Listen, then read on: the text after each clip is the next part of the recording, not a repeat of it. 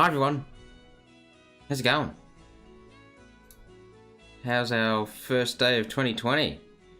Turn that down a bit, even though it's probably quiet for you guys anyway. How you doing? Good days? I had a great night last night. I'm a little tired, but I did sleep until 11 AM, so it's pretty good. Who's out there? Kit, Angie, how are you guys? How are your nights? Feeling better than yesterday? That's good, Angie. I was afraid because there was a chick at the party was at last night snivelling all night and just like, oh god, please don't infect me with your diseases. Mudicon, how are you, mate? Sorry, mate, I keep mispronouncing it. How you doing? You doing, mate? Have a good last night? I'm going through a panic attack. Oh no, Kit, what's wrong? Can we fix it? Let's fix it together. You right, mate? Anything we can do? You'll be right, mate. Nothing in my advice in my life is nothing is worth panicking over. It's all right. Things work out in the end. Sometimes you have to take a hit before we can get a benefit. Don't worry, Kit, you're here. You're among friends. Catch. Getting lunch? What? Oh God. Yeah, just walk away, mate. There's people like that. How dare you look? Yeah, it's like, how dare you look at me? God, these people just are insufferable, aren't they? Yeah, sorry to hear that, mate. Probably hope it didn't ruin your lunch too much. Oh no, you got kids. Oh no. Oh, well, as long as everything's alright, mate. That guy is indeed not a dickhead, Mudicon. Very true, very true. As long as no fist was thrown, it's fine. So yeah, sorry to hear that, mate. So I hope I can show you guys a bit of pictures and video for my trip, for those who are interested. Just gotta distract myself. Well, Kit, I hope I can distract you. I'll show you some pretty pictures. How about that? Where's my scene? There it is. Trip pics, trip pictures indeed. How many pictures do I have? It's about 700, but don't worry. It sounds like a lot. Trust me, it was a lot more before we started. It was over 1,000 I took. Because, you know, it's not like I can go back and get another one. So yeah. How about we blast into it and see if it pops in as the day goes on. I've got some background music going. Should be some old music that doesn't belong to anyone. Mr. Twitch, so that should be fine. So how about we crack into it? Okay, take a seat. Let's see what we go. So, for those who don't know, I went to Antarctica all throughout November. So, went down on 25th of October, came back pretty much I came back a bit earlier than expected. But I came back on pretty much the 27th of November, almost a week earlier than expected. So, pretty much all of November I was gone. So oh! Do I see a sneaky Jax? Jax! Thank you for the host, lovely Emily. Thank you very much. Thank you. I appreciate you. Thank you. You out there, Jax? How are you? You doing good today? Did you have fun last night? Did you go to sleep? Did you do anything with Justin? Oh, I hope you're good. Take a seat. Watch me talk about pictures live. So, yes. So I fell asleep at 5 AM. Wow, you powered on, didn't you, girl? My lord. So, yes, so I was away in Antarctica, and you go to Hobart to start that. So this is Hobart. This is the wharf, just as we were leaving, because I was actually really busy as we were leaving, so I didn't get much shots of close to the wharf, but I've done that before, so, you know, I can catch up on my last ones. I think my alt commands are still work a bit. If I notice about Antarctica. Yeah, I did. Cool. So yeah, so that's the wharf at Hobart as we're pulling away. I was really busy, so yeah, because shit was breaking already. So is my keyboard gonna work? Yes, it is. There it is. This is just the wharf looking. So this is the same area, similar area where the Sydney to Hobart race came in a few days ago as well. For those who were curious in that as well. So that's Macquarie Wharf there, and that's looking a bit further around to the left. So that's a public wharf down there. and then a bit further around to the left, and that's the CSIRO. Confused! that's a great dog picture. How are you, confused? How are you? You doing right? Oh, don't be sorry. That's why we record everything. That's right. Oh, thank you. Thanks, confused. Did you have a nice sleep last night? I had a good sleep last night, I think. My partner woke me when she messaged me, but then I fell back to sleep, so it's alright. Just in time. Yes, we haven't even got to Antarctica yet. This is just Hobart pictures at the moment. I didn't try to take many pictures of Hobart because, you know, I've seen it before, you've seen it before.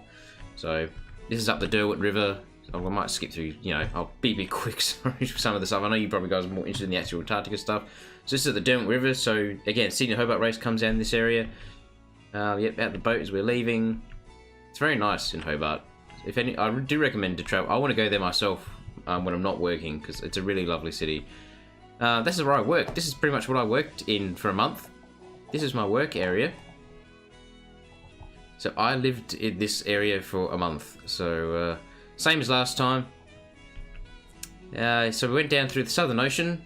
This is largely the weather we had. It was pretty flat, so we actually had a really good time going down. But even still, I did get a little seasick, but I didn't get nauseous. I got a massive headache. So I just, you know, give you a paracetamol like it's going out of style. So so I can cope with that. Yeah. Who's that? Agent Doom! Doom! How you doing, mate? Good for you to pop in. How are you, mate? You doing alright? You feeling good today, mate? Did you have fun last night? Good to see you, mate. Good to see you, my friend. How you doing? Thank you very much for putting me on your channel, mate. I really appreciate it. You do not have to do that. I am very appreciative that you do. Oh, the emotes. So yeah, down through Southern Ocean. So we haven't long started, mate. So yeah, just haven't got Antarctica, mate. Don't worry about it. Do you stream, Major Doom? Do I not follow you? I'm a shit bloke. I'm sorry. I need to rectify that at some point. Hang on, let's rectify that now. Let's rectify that. Here we go. Sorry, guys. Let's rectify that. Here we go. There you go, Doom. You're followed. I followed you. You gain an extra follower. I did not know you streamed, mate. So there you go. Modern Warfare? Oh, I've been playing Modern Warfare. How are you finding it? How are you finding it? I like it. I do like it, my mate. No, I love it. No, I've just followed you, mate. That's awesome. A talk for another time. Anyway, distractions. Right, back to pictures. I've played the campaign and I've gone through multiplayer at the moment with my mate.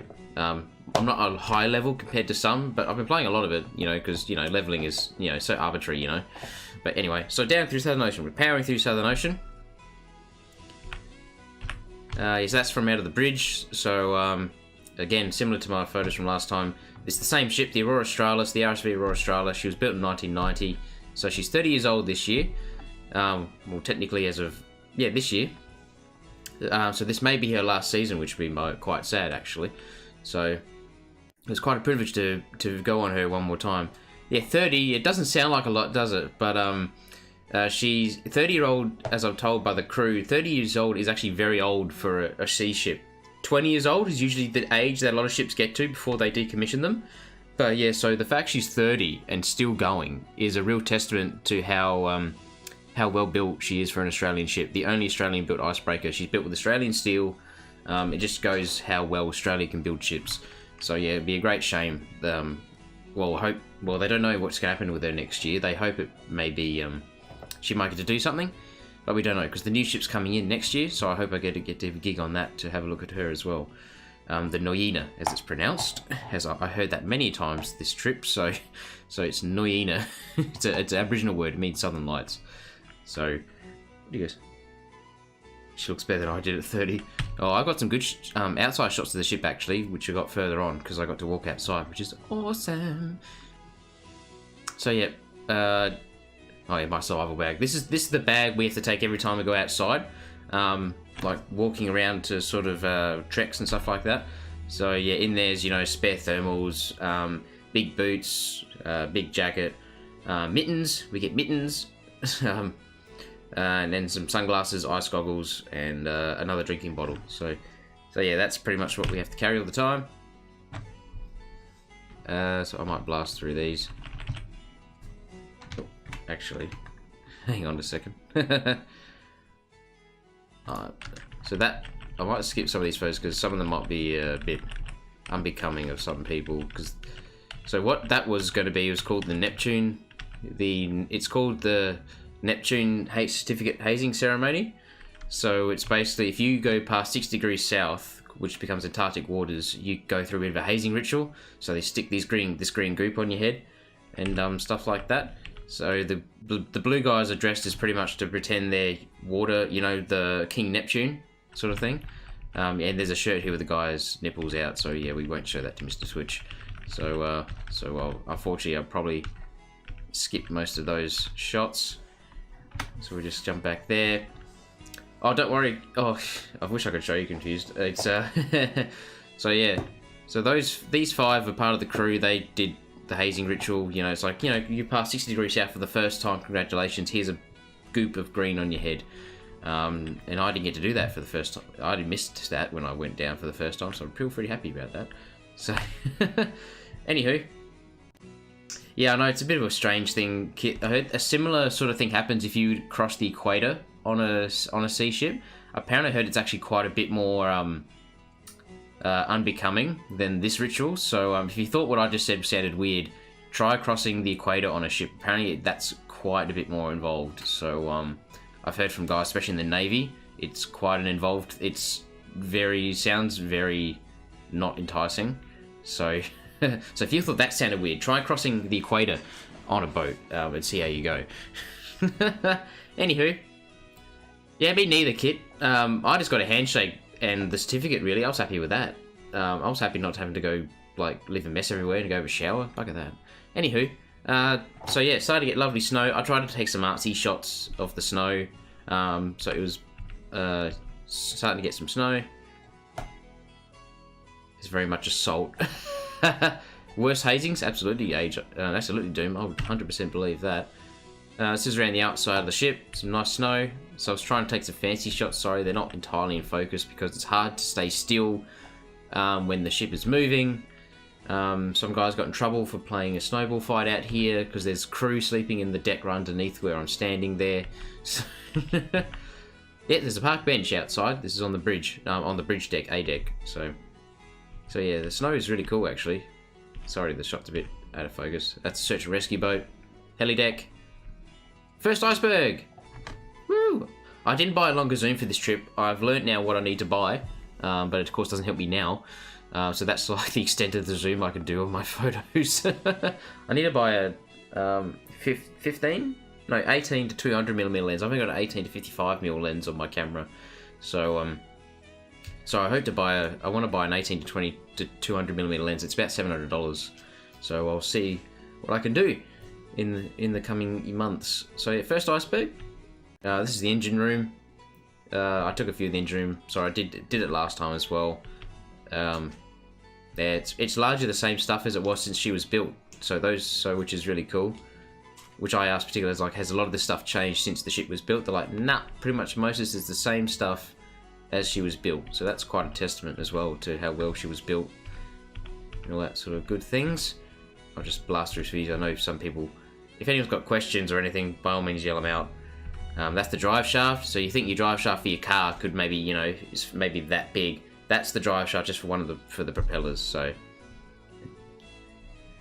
funny enough you say that, Doom, because I was so busy. I did want to try and do a mobile stream on the deck of the ship. I thought that might have been yes, it's a shaft, Kit, that's right. I wanted to try and do a mobile stream on the deck of the ship, but I was just too busy. I just really couldn't do it, which is a bit of a shame actually. Even on the way back, because we arrived, I'll show you when we get there, because when we left I was just so busy. By the time I get a chance to sort of sit down and enjoy myself, we were nearly at a range. I had only 3G available. I thought that wasn't going to work for trying to get a stream out, so I forgoed that idea. And on the way back, it was just didn't get enough time on the way back either, and I'll show you why with some photos later on. So I like it. You like a nice shaft, Angie? I bet you do. I got a photo of that in motion too, so you get to see it moving. That sounded really weird. Yes, more engines. It's this is a hymn that's been written on in the main stack of the ship. I'm not sure exactly what it means. This is Hillary. Say hello to Hillary. The helicopter pilots that we brought down were getting bored, so they built Hillary on the heli deck. Sorry, stop playing with my fucking snack box. So Hillary was made out of the first snow we got. For anyone who's curious, those are pockets, Mr. Twitch. They aren't square boobs. They're pockets. I thought Hillary looked a bit special. I thought Hillary was like saying, "Kill me!" But so yeah, square bobs. God, Hillary lasted a few days actually. I'm surprised she actually because we didn't get any fresh snow for a while. So Hillary lasted a few days actually. Oh, it's just me showing its powdered snow because you know how many times do you get to play with snow? Definitely wants to die. Yeah, kid, I sort of agree. It looks a bit like a penis at that angle, doesn't it? Hillary, yeah, she's not the most becoming snow woman, is she? So, there we go. Anyway, more ice, getting lots of ice now, which is great. So this is on the very, okay, so this is the very, so yeah, kid. This is the very top of the ship. It's called the monkey deck. Don't ask me why. There's no monkeys on it, unfortunately. But this is great because last 2 times I've gone down, we weren't allowed up here because there's all this science stuff going on and you're allowed to be near it, all sort of rubbish. This time, there's none of that. So it's all clear here and we can actually go into the very top and get some great views. So, which was really nice to do this time. So, so this is all like, you know, satellite radar stuff. That's the emergency, like the black box of the ship. So if we ever sink, that is designed to break away and because it'll be the last thing to sort of go under. VNAA, who anyone's noticed, is the ship's VHF call sign.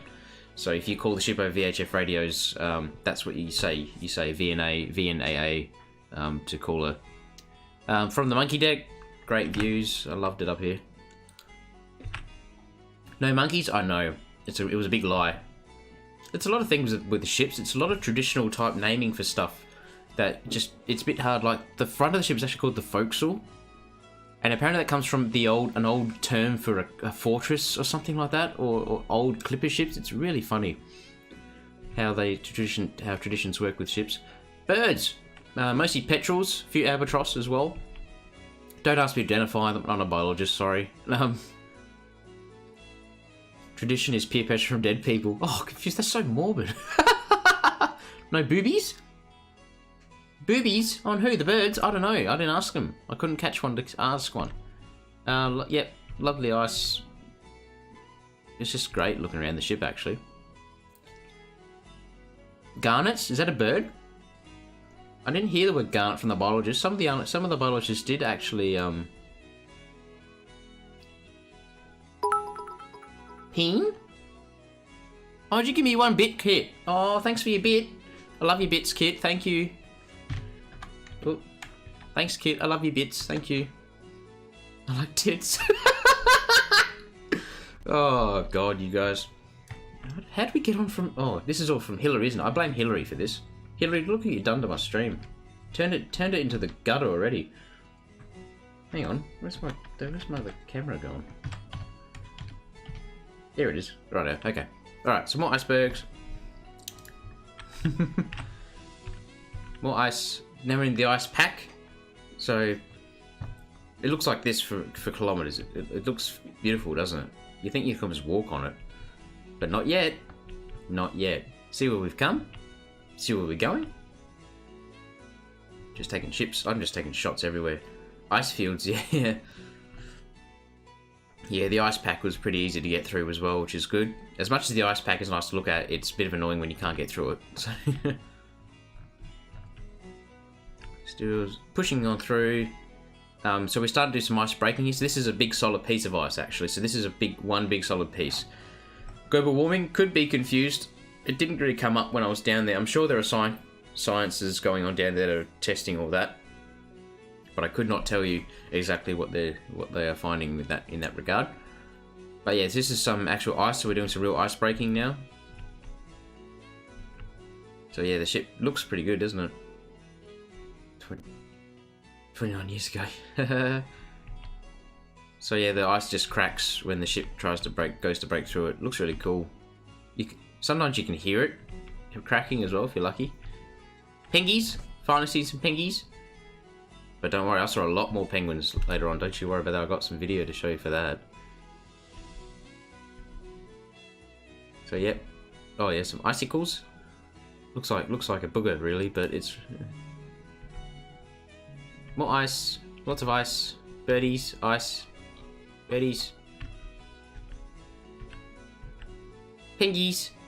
I like how they do the little marching, little drunk marching. They're quite cute. But don't worry, I got some better stuff to show you for penguins. I didn't know that at the time when I took these photos, of course, so I took a little jumping around here. Alright, so this is when we started to do some real big ice breaking. This is the ice that's connected to the mainland Antarctica, so it's called fast ice. So fast ice is defined as any ice attached to a landmass. So this is what we're breaking through now. So it's some of the hardest ice you can break through. Polar bears do? Nah, not down south, thanks, confused. It's at the North Pole you find polar bears, not down south, unfortunately. But probably also a good thing, because they are really dangerous, so... So yeah, this is really thick ice, this stuff. This is the stuff we eventually got to walk on. So the ship took quite a long time to break through this. Because the ship was doing her ice breaking, she doesn't actually ram through it, if anyone thinks. How thick? It was about 1.5 to 1.7 meters thick, confused. So that's big. They said if they'd be happy if it was a meter.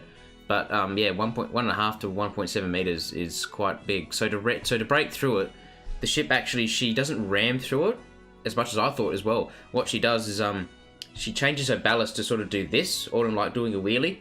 So she comes up and sort of sits on the ice, and then changes her ballast to move at the front of the ship and just squash the ice. So basically, you just sit on the ice and break it, and then sort of reverse, rinse, repeat. Just sort of does that motion to break through stuff. I thought she literally just rammed through it, but no, they said, nah, not for that sort of big stuff. Hello, Mingo. How are you? I saw you there. Hi, mate. How you doing? Keel breaking. Yeah, almost confused. I thought they rammed through it, but there's more than one way to skin a cat, apparently. Every ship's different. Like, up north, the Russian icebreakers, they will ram through this sort of shit. Like, they're nuclear powered, so that's different. But, you know, our little Aurora Australis, she does what she can. But yeah, she's still the biggest icebreaker in the south, around the southern hemisphere. So, yeah, being 96 meters long, the AA is actually really big for an icebreaker. So yeah, she can do a lot more than other ships that go down in the south. That's for sure. Like the French ship and stuff like that. Ruskies don't care. No, they don't really. They just sort of just like, we need more power. More pengies. Oops, no, you don't want to see that. You want to see this. Yep, just showing ice. Squashed ice. Tide crack. I think that's a tide crack, or did we cause that? I don't know.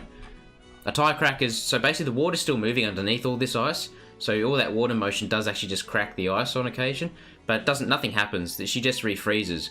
And you know when you sort of, you can always tell something's healed over, like a scratch on your skin or something? The same thing with the ice. You can sort of see it's been refrozen. So they say, oh, be careful because it's not as strong as it used to be, that sort of stuff. So, nuclear. Nuclear. Like, that's a tie crack full of snow. And that was out through the front of the ship. So that's, like, there's a hole right through the front of the ship's, the bow. And that's what I was looking out to see that. Oh, yeah, so that... Yeah, it gets pretty icy. That's one of the mooring ropes. Have we parked yet? Alright, we're nearly at Davis Station. There she is. Davis in the... good pixelation. So to cover this distance between where I took this photo and Davis Station, that still took us several hours to actually get close enough to where we were actually within 2 kilometers of the station. So, because we want to get to within 2 kilometers because that's how long the hose is to refuel, to send fuel to the station. So yeah, you think that's really close, but it's actually... And it was, but it takes a long time to break through, 1.5 meters of ice. And that sort of shape it makes when we're doing it, which I really liked, actually, because I tried to get that shot. It's me. I was there. Prove I was there. Why have I got 3, 4, 5 photos of myself? How weird. Anyway, we finally parked. Chevrons. Yeah, it is a chevron shape, isn't it? It's cool. So, yep, I think we finally parked at this point. More pengies. There's pengies everywhere because they're walking on the ice everywhere. There's actually so many around. It's really cool. Narcissist. No, yeah, I get it. I know, Angie. It's fine. So, yeah, we finally parked. There's Davis out there. So we're finally out. We're allowed outside again on the bow. More pengies. We're sending helicopters ashore. So we're sending all these helicopters. There's two helicopters. They're sending people and supplies. They had to go ashore first. So we sent. So I got some video of the helicopters. I just took a bunch of photos because, you know, why not? So yeah, we just parked here basically. Instagram famous. I'm sure a few people on the station that have access to internet would probably make themselves Instagram fame, pretty much. Penguins don't fly? No, they don't fly. No, they flap, but they certainly don't fly. So this is where we were. It's just fantastic. It's just beautiful landscape. It's just so much nothing, and it's just such beautiful nothing. Is that Gardner Island? No, it's not Gardner. I don't think it is. Davis, finally getting there. This is all ice, by the way. This is all ice. We're getting there. Oh, the Aurora. Alright, so we finally parked. So we're putting out the walkway so we can walk. It's a snowcat, clearing a bit of snow off. We're somewhere to work. Snowcat. They put a bridge so we can walk. Now we walk off the ship through there now. That's another one for the other end of the ship. So now that's Davis Station, how we saw it from the ship. All multicolored buildings. It's very similar to the other ones. To Casey and Mawson, if anyone's seen my previous ones. So, yep, the ship. So they the snowcat cuts a path through the snow as well back to the station. So it's sort of like two roads, like a one-way road, one to come in, one to come out. So you sort of keep the traffic moving a bit. Walk off. You could, Mingo, but I'd never had a snowball fight. It just didn't occur to us. Just the people I was hanging out with just didn't occur to have a snowball fight. We could have. We just didn't. There is a makeshift airstrip on the ice, temporarily. So that's not a Cessna. Is it a Basler or a Twin Otter? Might be Basler. Just parked out there on the skiway, I think they call it, because they got. So there we go. We're starting to work on the. So that's a walking track they cut. So that's for walking. That's for driving. That's a Toyota Hilux because, you know, Hilux is the most reliable vehicle. So just park it on the ice because you can. And now they're starting to take stuff ashore.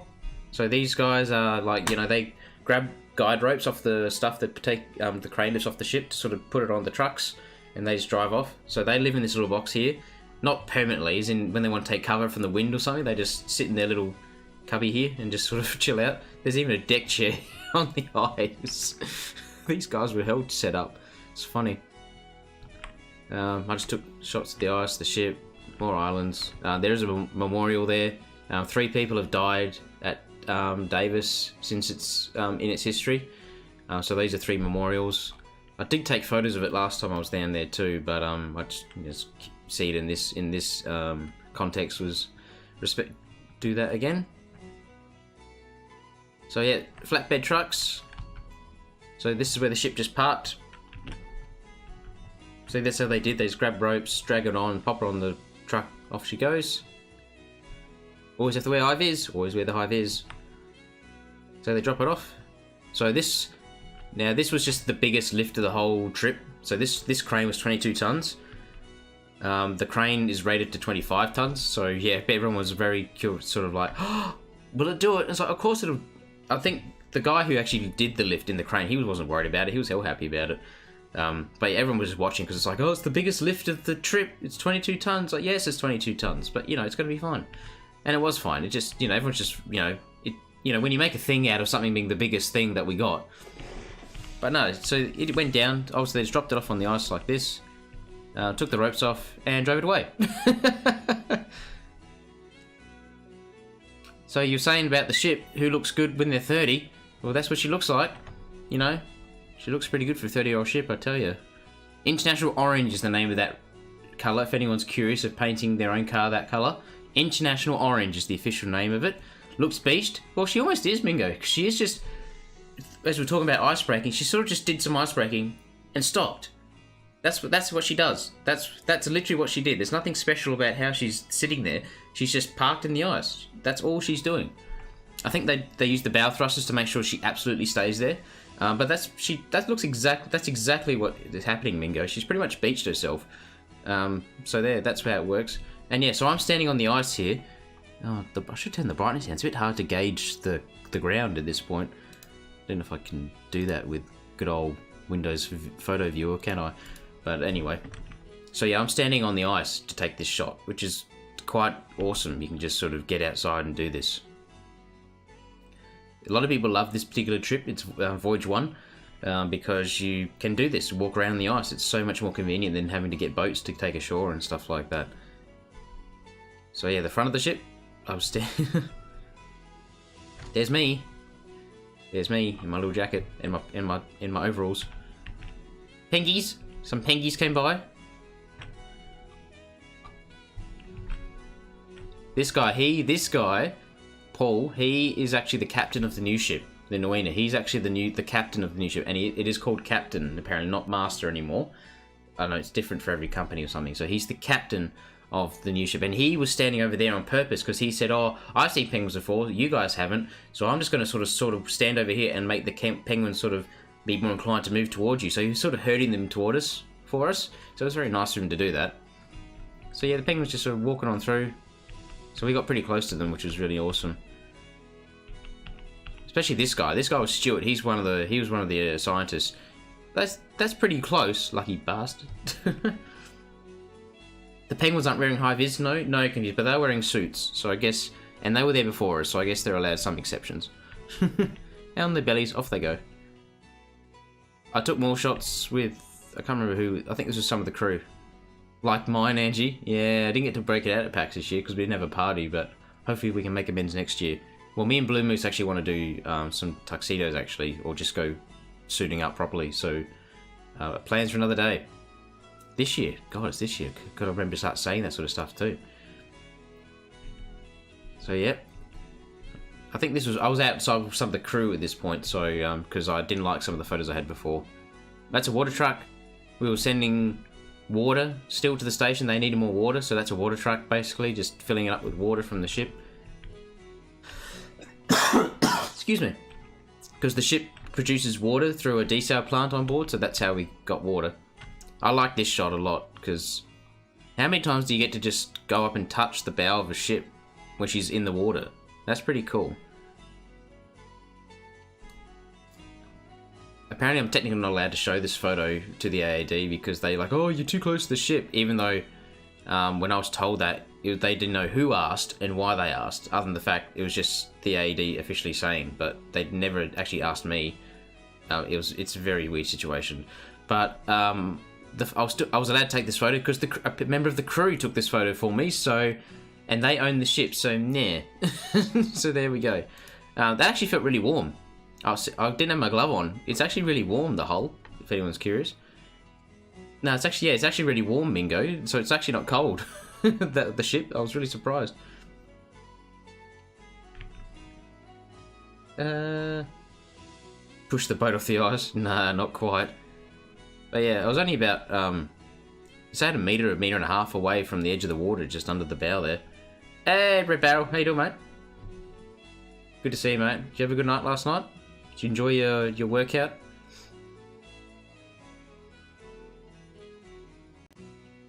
Sorry, there's somebody asked another question. Jex, can't they desal their own water?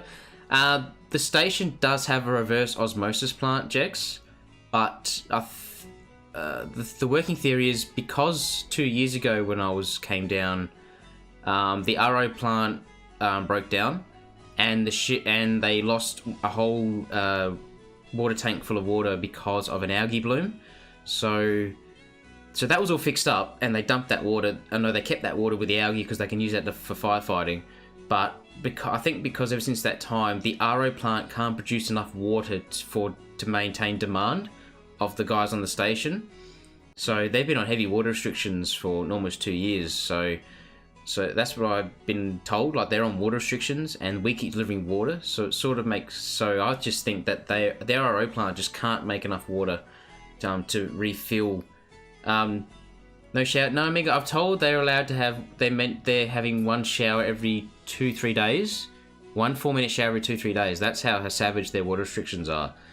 So they do have showers because they do have to make just somehow not be smelly, but only every 2-3 days. So I think they keep delivering water because they just don't have enough. They just can't make enough. Yeah. Yeah, I know, Kit. It's, well, there's water under this ice. Like, it's salt water under the ice. But a lot of the snow doesn't have a lot of water in it. Because remember, Antarctica is technically a desert. So it's actually a lot of dehydrated type of ice around.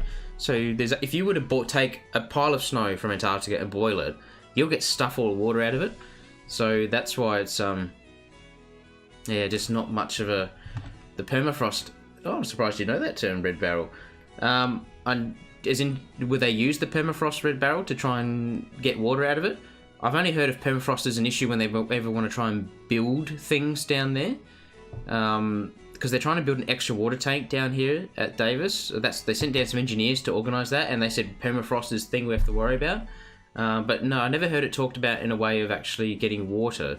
Sorry, so I'm not sure if they do, other than just reverse osmosis. So I know there's all these ideas. Why don't they just come talking to us? We could have given them ideas. So yeah, heaps of photos of me touching the ship and posing in front of the ship, because you know, why not? I just think the ship looks really handsome actually, and I just was dicky and lie down because, you know, I want to be in a sexual position next to the ship. You're right, confused. Icebergs are freshwater, but of course, there's, you know, what can you do with the iceberg? Chop it up? I'm not sure. I'm not sure how easy it would be to do that. So that's me, my pixelated face. All right. Ice is far less dense than liquid, though. True, but yeah, it's very interesting. We're giving them heaps of ideas. The AD should just come to us. Why are they getting with engineers? We just need to talk to Twitch. We'll sort it out. Alright, so I took a walk. I just did a walk with these crew members as well, just walking less dense like me. Angie. God damn it, Angie. So, yeah, we went a walk. We just took a walk, because you can just go outside and have a walk. So, yeah, that's the Bachelor, the Twin Otter, I think. Bachelor, Twin Otter. Can't remember exactly which plane is which, but yeah, that's what they are. They're just parked there. I took a picture of this. I'm not exactly sure what causes this phenomenon, this sort of nice snow cracking effect in the ice. It looks really pretty, so I just took a photo of that. More planes. Walked all the way to the station. What these are, this is to mark the walking track and to sort of tell how deep, how solid the ice is. And these are just bamboo, so they don't worry about this when the actual ice breaks out. They just fall in the water and disappear. They don't care about them. They just work to mark the track that they've tested it and the ice is good there. That's the wharf area where, you know, where if there was water there, the boats would come to that. The driving people just drive over this area here, just drive over that, and in they go. So what this is what they call a melt hole, is an MELT hole. It's caused by dirt hitting the ice because dirt absorbs sunlight, so it's warmer than the ice, so it just actually melts the ice at a quicker rate, and it's something you need to look out for because obviously, you know, you can do an ankle or, you know, that sort of stuff. So melt holes were appearing everywhere because we're throwing dirt everywhere because the trucks are being driven around and things like that. Mutated aliens? Oh, this isn't the Thing, Red Barrel. I didn't watch the Thing this time. They didn't put the Thing on. I was really depressed about that. I wanted to watch the Thing. That would have been cool, actually. They say they want to usually try and show the Thing to all the first timers that come down to Antarctica just to freak them out, but they didn't do that this time. Excuse me. As much as I did sleep last night, my partner woke me up early this morning with her text message, and then I went back to sleep. So, back of the ship from the walking track. So this is, you know, just from what the snowcat made. I don't know. This is just tie cracks caused this. But I thought it looked like the logo for the Red Hot Chili Peppers, so that's why I took a photo of it. Walking track, snow. That's one of the crew, Cat. We were just dicking around, taking fancy photos, looking like she's pinching the ship, you know.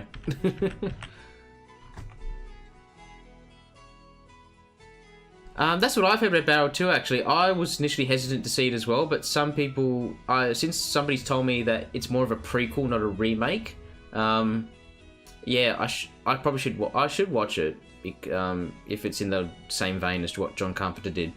So I would like to see the original. So I will forego judgment until I've seen it. I'm always very hesitant when somebody says, "Oh, we're remaking an old movie." It's like, why? Why would you break such awesomeness? Oh, was there CGI jets, not the practical stuff that John Carpenter did? Oh, okay.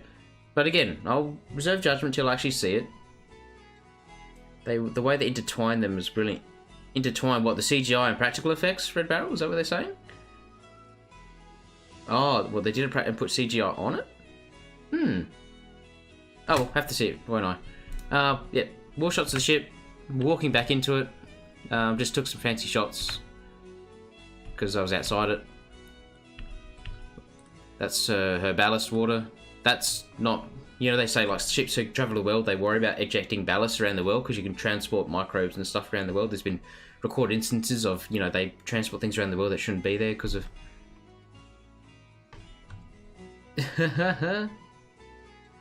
you just reminded me of something actually. If I do... Hang on. Sorry, give me a second. Do. I like this background music. I wish it was longer.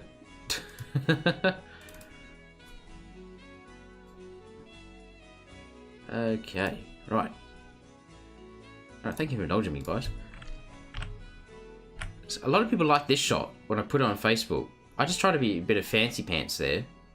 Just to sort of illustrate how close the ship is. She's just beaching herself, as you put it, Mingo, before.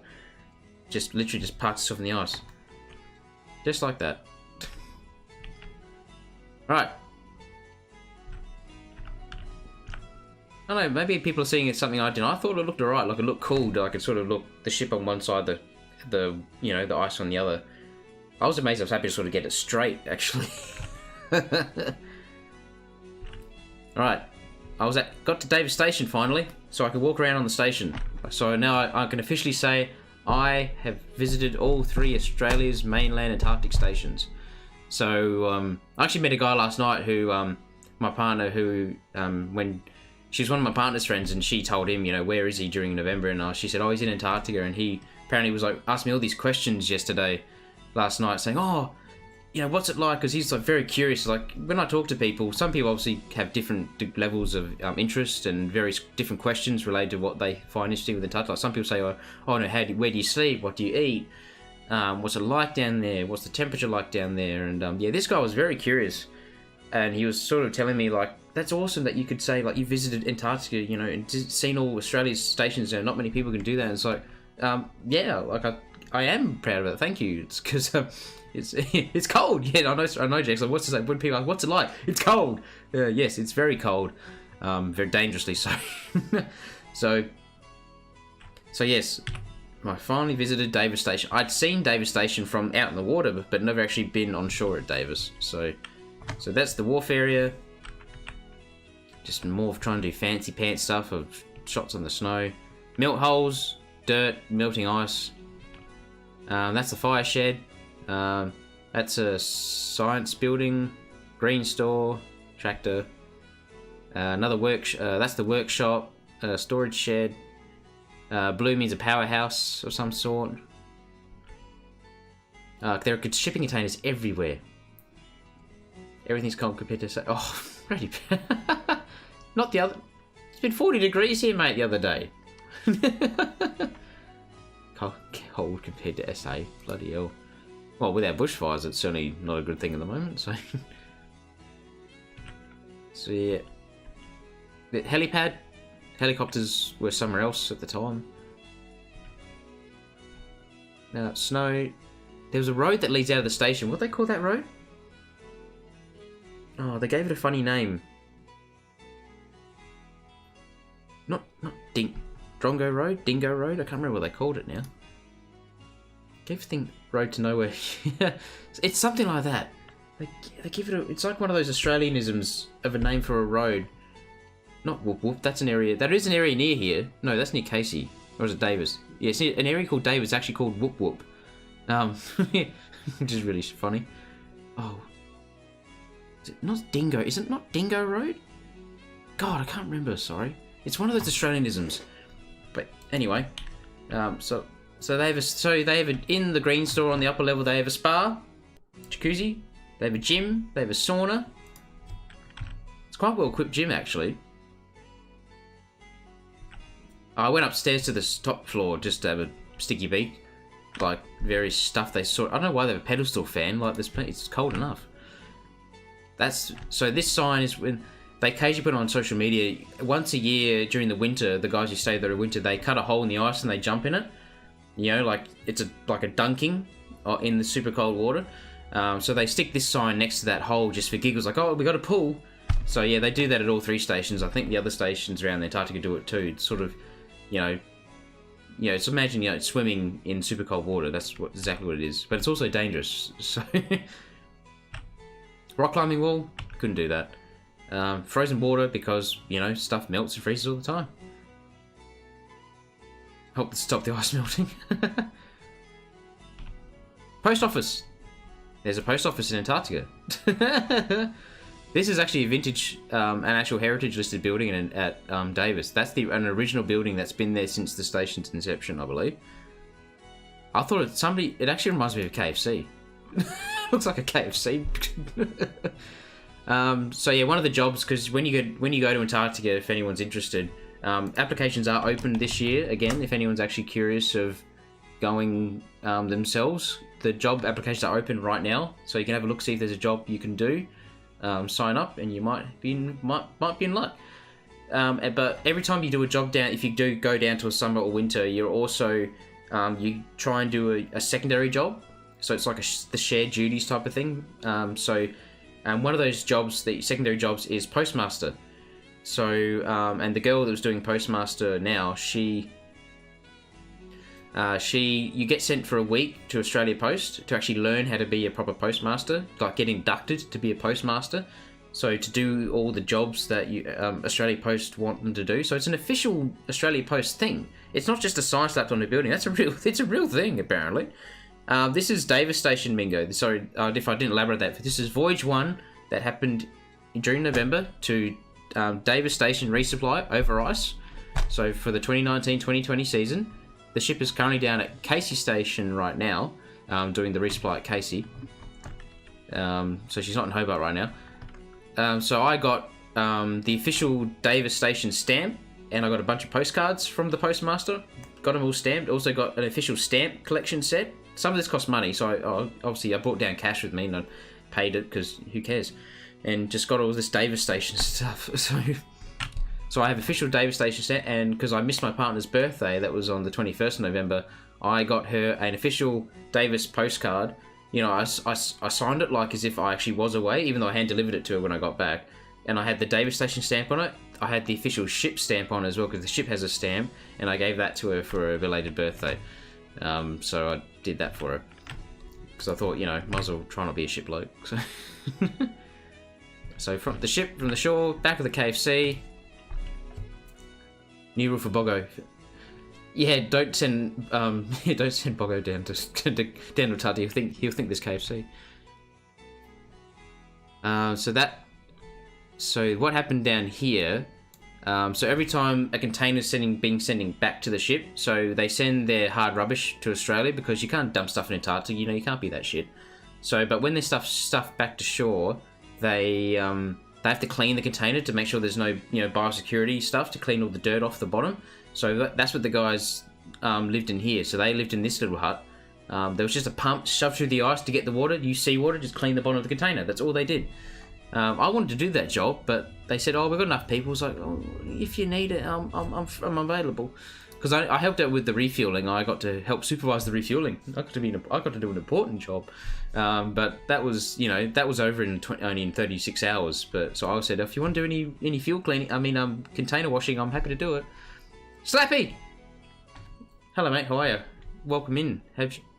Good afternoon. Have a seat. Did you have a good night last night, mate? Happy New Year to you. Are you well, mate? Doing all right? Yeah, we're talking about my trip down to Davis Station, Antarctica. So this is Davis Station. Photos around the station. That's the post office, also known as KFC. And I took a picture because I don't know what a culvert is. If anyone could educate me. So the flags. There's flags at the stations. The reason there's the Chinese and the Canadian flag because those planes I showed you before, one of them actually owned by the Chinese, but it has a Canadian crew. Got that? It's so international down there. So it's a Chinese plane with a Canadian crew. So that's why they got the China. And there was some Canadian Chinese crew down there as well. They for another reason, I think. So that's why the Chinese and the Canadian flag going down there. I only got to... I didn't meet any of the Canadian pilots this time. I got to meet them last time, but not this time. They didn't come back with us. So I didn't get to meet them this time. Taller version of Stephen Colbert. Very good, Red Bowie. Very good, mate. And Angie's come... Is this the official... A culvert is a structure that allows water to flow under a road. Oh, okay. Typically embedded, surrounded by soil. Oh, okay, so they've got... Because they have got pipes everywhere around the joint. Oh, okay, so it's like, don't break the pipes. Okay, that makes sense. So, yeah, there's a sign. Yeah. Angie dropping Wikipedia. I'm not sure if these directions are real. You know, Darwin, Bunbury, Albury, like Hamburg, Townsville. Welcome to Davis. So this is the official Davis sign. Of course I got to get a photo next to this. Yeah, it's alright. Darwin's up here, Angie. See? Darwin. I got a photo next to this, because of course I did. That's my current Facebook profile picture. Yep, so that's looking out. Penguins, don't worry, Mingo, I'm getting to that. Sharky? Is that you, Great White Shark? Did you change your name? Is that been recent? Have I seen that? Is that you? Is that the Sharky? Is that the Great White Shark, formerly Great White? Oh, you changed your name, Sharky. How are you, mate? Good to see you. Good afternoon, mate. Take a seat. It's me. It's a me, Shark. It's a me. New year, new name. New year, new me. Oh, very good. God, everyone panics when I shorten my name just to get rid of some bloody zeros. Crikey. Well, I keep calling Lenny Captain Lenny because I think he gave himself a rank, so it makes him more important. How you doing, mate? You doing all right? Take a seat. Did you have a good night last night, mate? Happy New Year to you. Just doing this little prezzo of mine. I removed like 9 letters. Still only 6 years old. Oh, I get it, Red Bell. Very good. Very good, mate. You're on the... God, you're on... You went to bed early, didn't you, mate? You're on the ball today, mate. You're bloody just snapping them off, aren't you? There I am. There I am. If anyone's curious, this brown suit's called... it's a Carhartt. It's the company.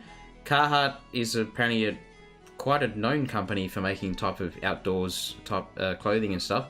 Apparently a Carhartt is very expensive if you want to buy it yourself. So, but it's so comfortable. Oh my god, you just need the overalls and the jacket and you're set. It's fantastic. I love it. I love it so much compared to the banana suit I had to wear last time. Oh my god, I want a Carhartt, even though I have zero reason to wear it back here in Australia. So yeah, I've got my fancy pants photo in front of the sign. Try to get... Alright. Penguins! So, during the... Hi everyone. So during the visit, so they gave us the opportunity while we were there to go ahead and take a walk from the ship to Gardner Island, which is a little island 2 kilometers from the ship, and it's a penguin rookery. So last time there was a penguin rookery as well called Shirley Island near Casey Station, but this time we actually got to go to the rookery and have a look at the penguins. So don't worry guys, penguin photos are coming. That little guy was just checking us out.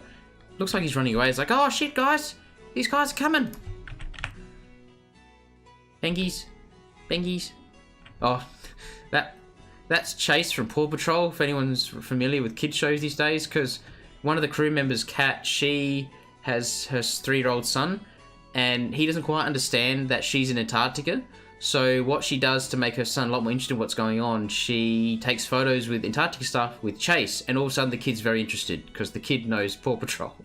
So that's why Chase is now in Antarctica. So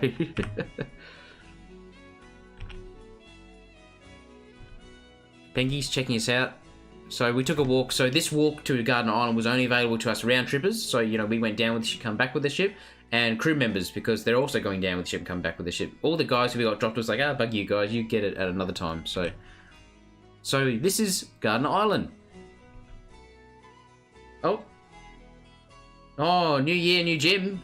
What under noise, Red Barrel. Thanks for coming in, mate. Thanks for popping by, mate. Good to see you, mate. Hope to see you again sometime soon, mate, because we missed you at I missed you at PAX as well last year. So no, it'd be good to see you again, mate. No, good. Have fun at the gym, mate. So yeah, Garden Island, penguins. There's a lot of penguin feathers, penguin poop, carcasses everywhere, because, you know, penguins live and die, right? So that's where the ship was. These two just were like by themselves. They look really cool. They're very cute. Just skewers. This is a skewer.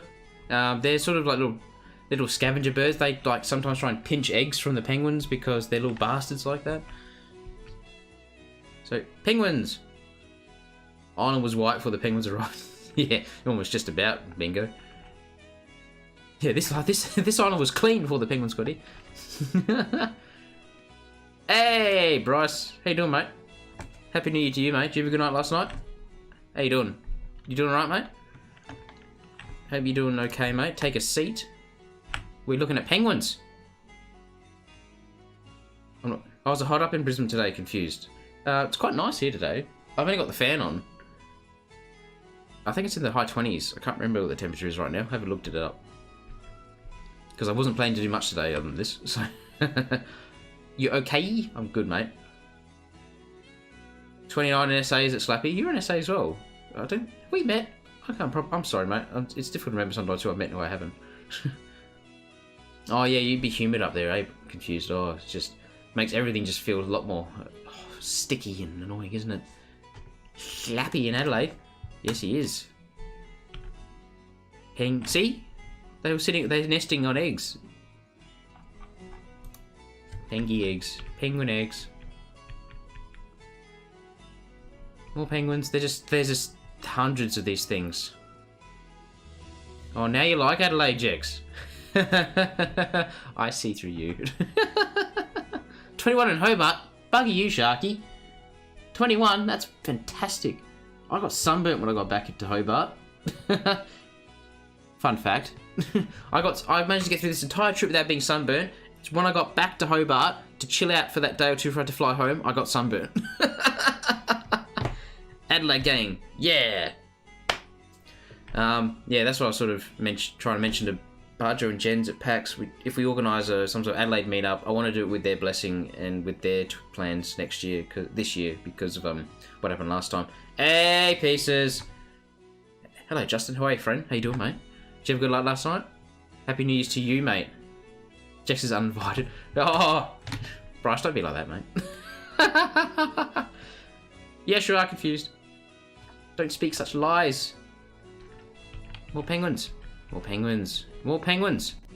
More skewers being pricks. Stealing eggs. There's just hundreds of these, thousands of these things. Yeah, unfortunately, sorry, obviously they do die here. So they just sort of live and die here, unfortunately. No, there's no murdering, they just die. They just keel over. It's just, they live and die, unfortunately. Circle of life stuff. But the penguins are just...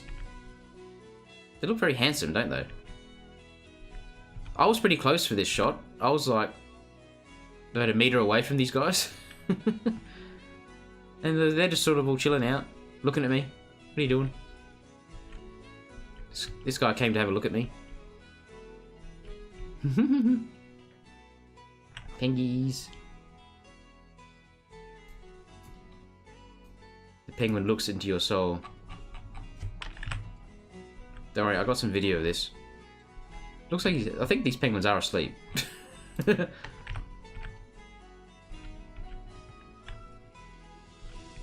Do more pengies. These are all Adelie penguins, sorry, by the way. They're all Adelies. Adelies? Adelies, I think it's what's actually pronounced. This guy was just silly, just putting his head behind his own back and chilling on this rock. Don't ask me why.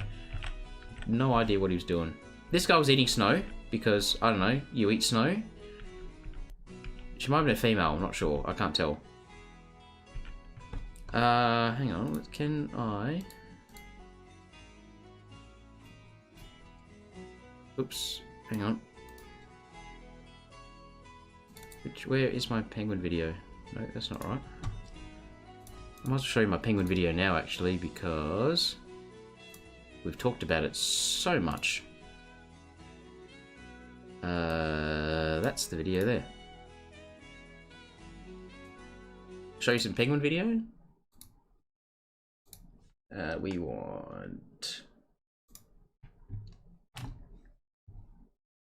want this scene, and we want that video.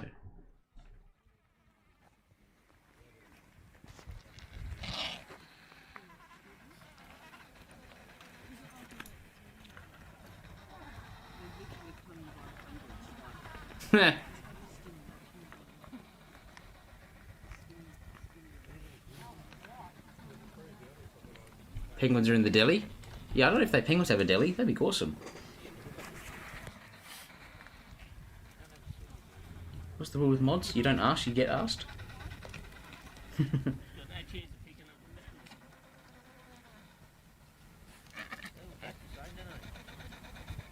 This is all shot on my phone, by the way, so forgive some of the quality. My trusty old HTC.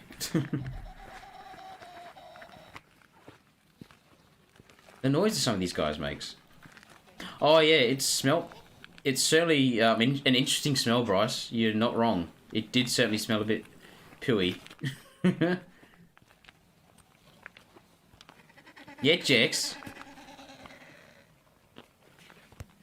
See, now you know how I feel. One's not allowed to ask, that's right. I try and be a good boy. Oh no, their penguins are all plotting against us.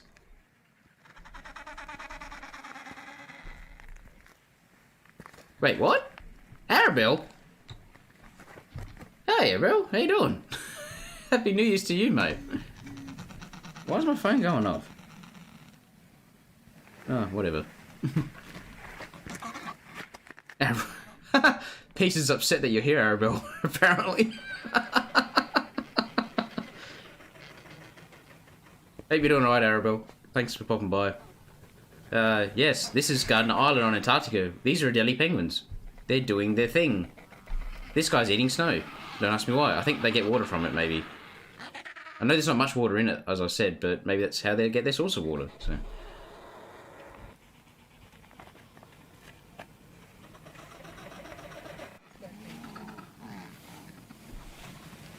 God, some of the noises these guys made was just unbelievable.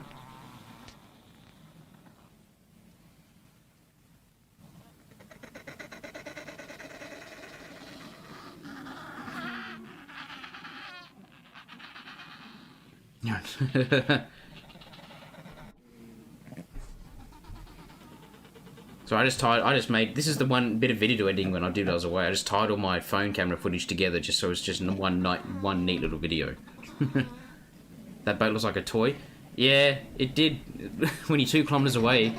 Yeah, it's funny how far 2 kilometers looks when you actually can visualize it like that. Oop.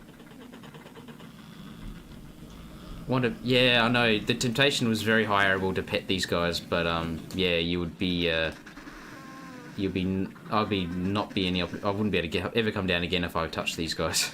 There's, you know, all the big biosecurity stuff down there. You're not allowed to pet them. Well, I shouldn't technically even be this close. So, so yeah, so I wouldn't push my luck.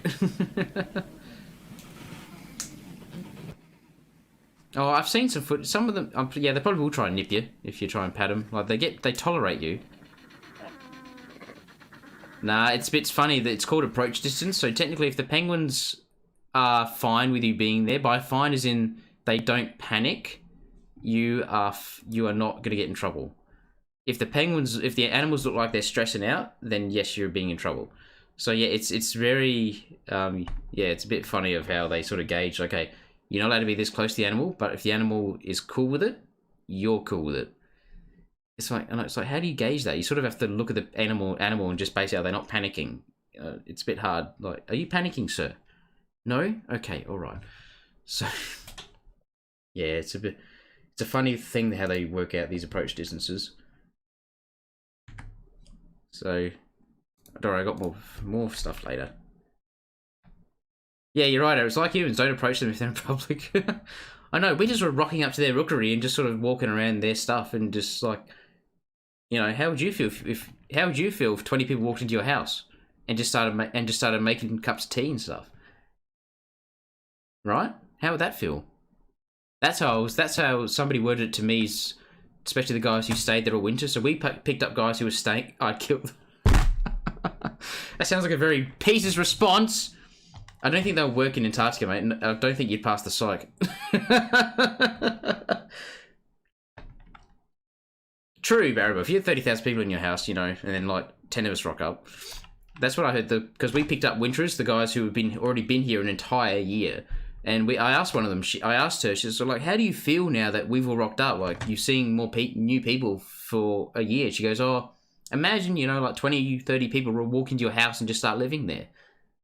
That's how the feeling is for them, that, you know, it's over and, you know, it's, you know, the wheel's got to keep turning. So it's like, oh, wow, that's actually a really good way of wording it. So, yeah, so it takes a big psychological toll on these guys who live there for a year. No, Jax, no, they didn't hate us. Well, particularly not, oh, those was on the ship. When they came off the ship, they were cool. But, you know, it's when they're still on the station and they're still doing their work and these new people rock up, that's where the sort of the, maybe, that sort of thing. But they're told, you know, don't act jaded to these people. They're all happy and bright-eyed, bushy-tailed. Don't act like a prick to them. Yeah, they hated you in secret, Mingo. That's right. It's always good to just hate them in secret. It's always that's how we all live life, really. Just hate new people in secret. Walking back to the ship. This is not a tire crack. This is caused by the fuel hose when we were refueling the station, because the fuel was slightly heated, so the hose actually melted into the ice. So it left this big track, which was really cool, actually. I just put that there because I thought somebody was put a U instead of an I, or an F instead of a D. Anywho, so just before we left, they did what's called a handover ceremony. So basically, all that means, so as I said, the old winterers were coming out, new winterers were going in, and the old station leader, the new station leader, they have like a handover ceremony. So it's just basically like, okay, yep, we're the old crew. Good luck to the new guys. Shake hands. It's sort of like this little bit of, you know, ceremony, and they give you a bunch of food and so that's a cake, you know, cheeses, nuts, fruits, bickies, chocolate slice. You know, it's just a bunch of food, and like say, yep, good luck next year, guys. Thanks for leaving the lights on for us. Catch you later. And those of us who were on the ship were invited over to witness this. So I thought that was really nice as well. So we still talking about hating each other. Come on, guys. More ice. Seals. So we're finally starting to leave now. Finally saw some seals. Seals were strangely absent the entire time we were on this trip, actually. So we finally got to see some seals. So the ship just starts doing a turn. These penguins became very curious of what we were doing. Yeah, now they're running away. So I got some video of this too. So what the ship is basically doing, because you saw the ship was beached itself in the ice. So the ship started doing what's called a star turn. So basically just started doing almost like a 5-point turn to try and, you know, break more ice out, to basically turn itself around where it was and go back out the way we came. Because it makes sense to go back out the way we came, because this ice, you know, where we came in is far weaker than everything else around it. So they're just basically doing a 5-point turn. Yeah, they're drifting. That's right, Mingo. They could have just done a bloody fishtail and just stuff.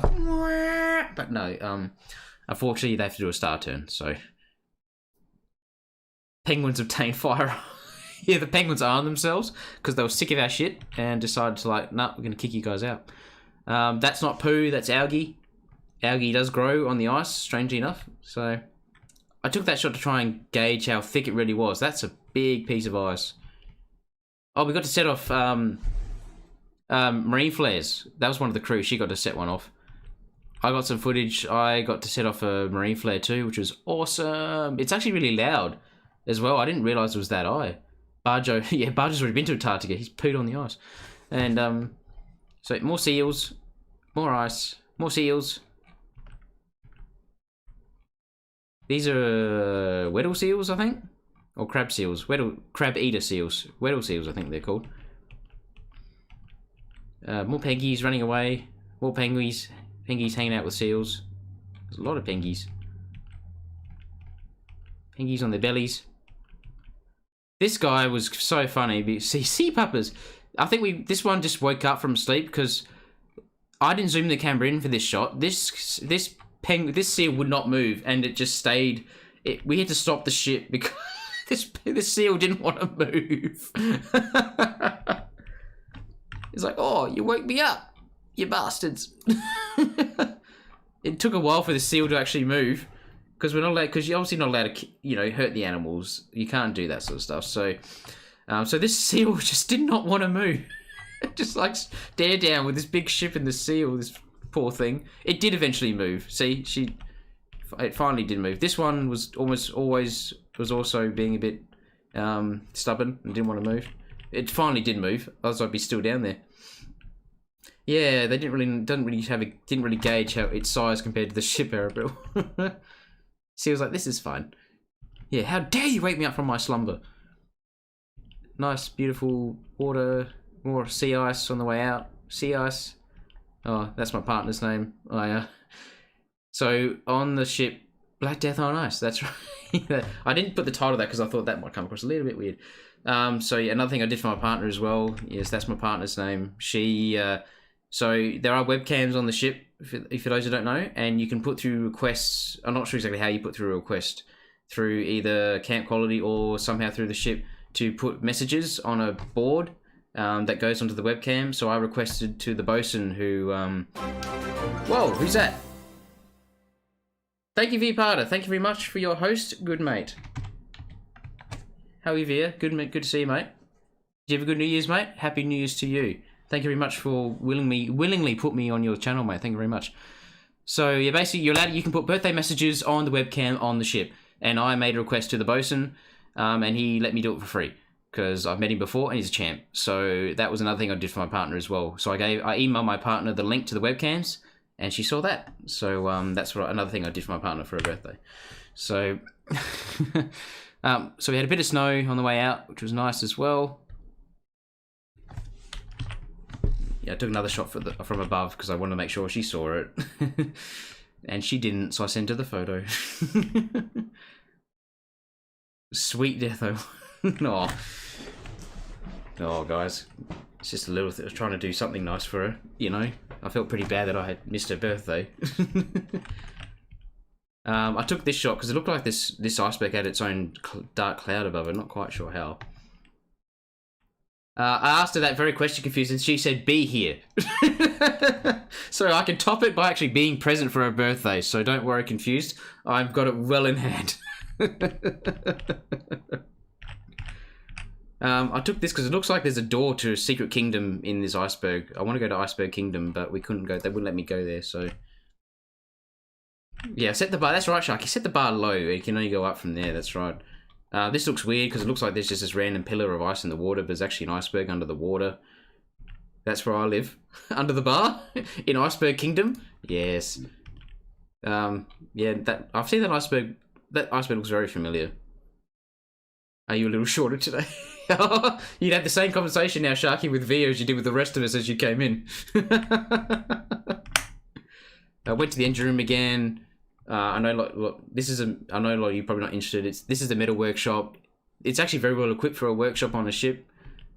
So yeah, took more photos of the engine room because I'm very interested in the engine room. Sorry. Oh yeah, we actually saw another ship.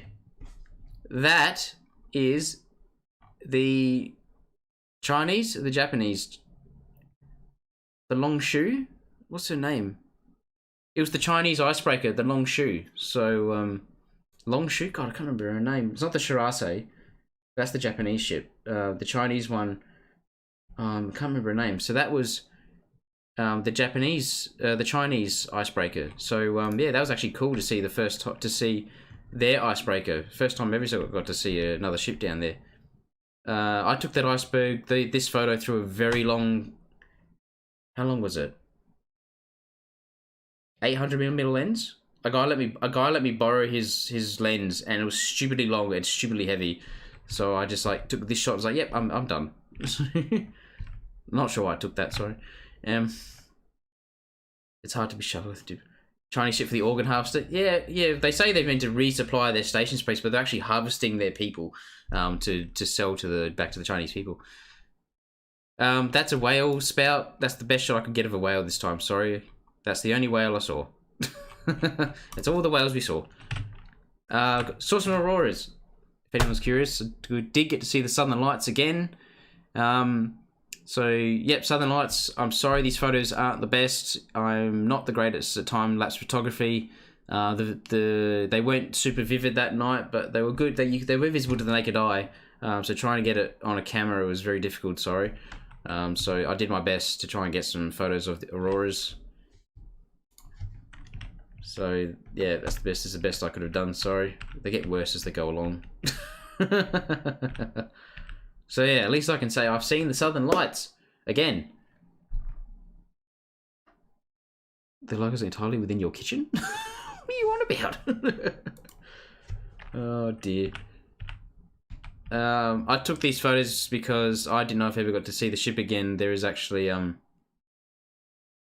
Hey, Khaleesi! How you doing, lovely? Good to see you. Thanks for coming by. Happy New Year's to you. Hope you had a good night last night. Thanks for popping through. I've done through most of the photos. I haven't done all the videos yet, so stick around. I'll just shoot through. I'll just fire them all up and let them go. So these guys, I just took these photos for my sake of remembering, because obviously they did used to use sled dogs back in the day. They don't do anymore. So yeah, all these dogs were sled dogs once upon a time back in the late 90s. So so they had a photo and they put them all on the wall of the ship where they are immortalized now. Yeah, so obviously these dogs are long gone, unfortunately, because this is over 20 years ago. So now these guys were once the heroes of the station, because that's the only most of the way you can get around. So yeah, I tried to take a good shot to try and be able to read it, but I couldn't as much. So even some puppy shots, puppies. So yeah, I took some photos of all these stuff on the ship because I thought I'd never get to see it again. So so yeah, I thought it was good that they had some photos of the old dogs. What are you doing, computer? Yeah. Sorry, this awful shot. That shot was meant to be Venus. I'm sorry, because the ship was moving. How dare it? So Venus was visible at one point on the trip home, and that was the best shot I could get. That's fucking awful. I don't know why I kept it. And we're nearly. We're nearly at the end. This is the southern tip of Tasmania. So going back and around the Venus is Venus. You're drunk. Go home. So yeah, this is on the south side of Tasmania. A few people had mobiles. We'll get to it was just the tip of Tasmania there. So some people actually got mobile signal at this point. So they were all on their phones trying to get signal, mostly Telstra, bloody Telstra. And then we eventually got home. So that's the picture side. Enough of me talking a bit. How about you see some bloody videos? No, not that one. That one. You've seen this one. Remove that. Videos! So this is some of the ice breaking. Is this a VOD? No, I'm not a VOD. You're a VOD. This is a video in a stream, which will become a VOD. We're gonna get technical. Don't get technical with me. Vodja. Vodja? Sounds like a drink. But a cracking. The cracking stuff comes up later, Jex.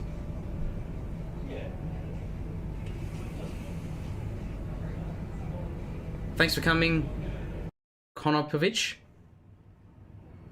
Very intriguing name you have there, sir. Shit vodka. This is cracking, Jex. This was actual cracking ice.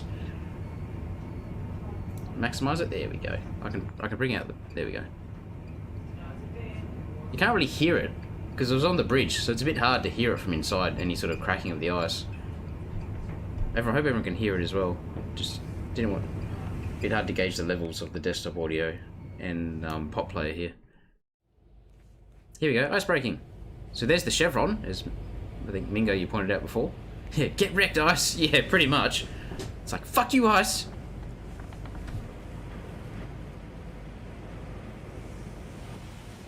It's not as thrilling as you may think. But it's cool to watch. You can hear it.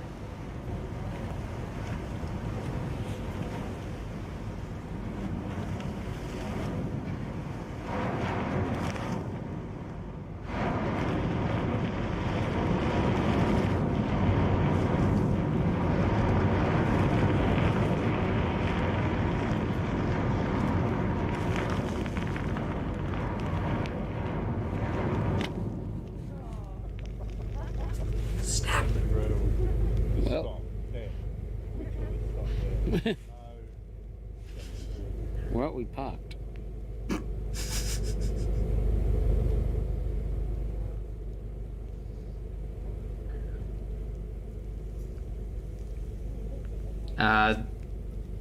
They only have to do. They only do that, Cleasty, because they only reverse a short bit before they go up again. So they only get up to about 6 knots, which is about 10 k's. So they don't have to go slow. But since ice breaking, sorry, you went here before, is more of a sort of bring the ship up to crush the ice, move the ballast water in the ship to sort of, you know, make her sort of do this and squash the ice, move the water up front, then reverse, rinse, repeat. So sort of this sort of crushing motion is a little bit like, you know, just jumping on the ice a bit. So it's not a ramming, it's not a ramming motion as you may think. It's more of a squashy, stompy type effect of, you know, raise up, squash the ice. Oh, what crap am I saying now?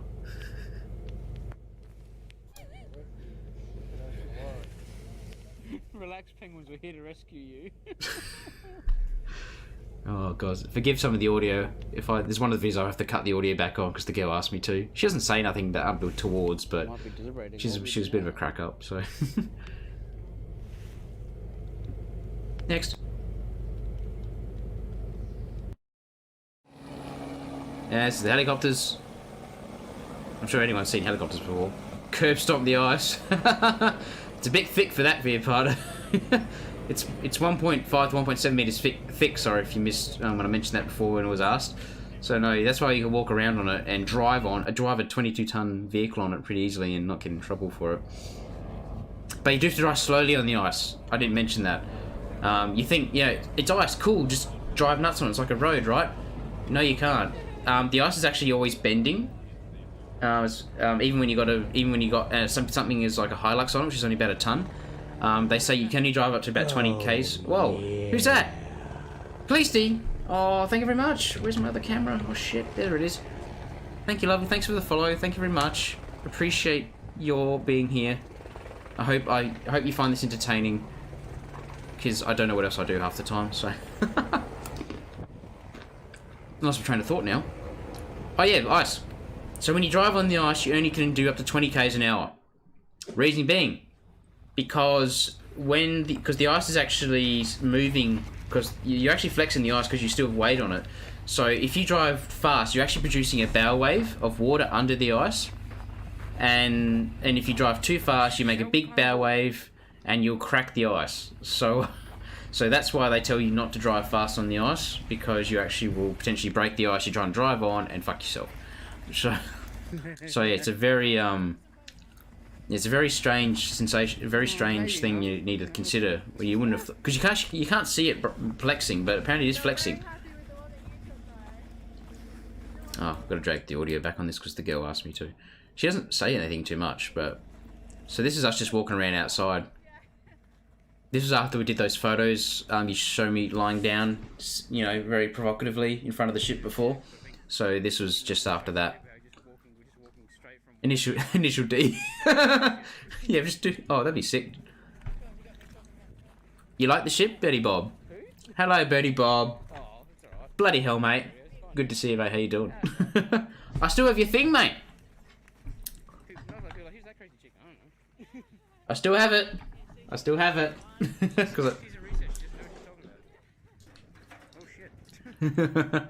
How you doing, mate? Did you have a good New Year's, mate? Happy New Year to you. I like the ship. She's very nice. The beds aren't that comfortable, but I like the ship.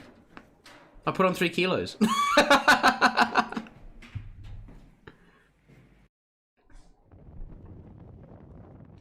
I'm trying to work off these 3 kilos at the moment, actually, because I thought, because there's so much food on the ship, it's quite hard to restrain yourself sometimes. You still have 30 of these things you sent out, or what, to your subscribers, Bertie? You've got subscribers? Yeah, I'm pretty good at no subscribers. I don't know, because I wouldn't be able to give you any of that sort of attention.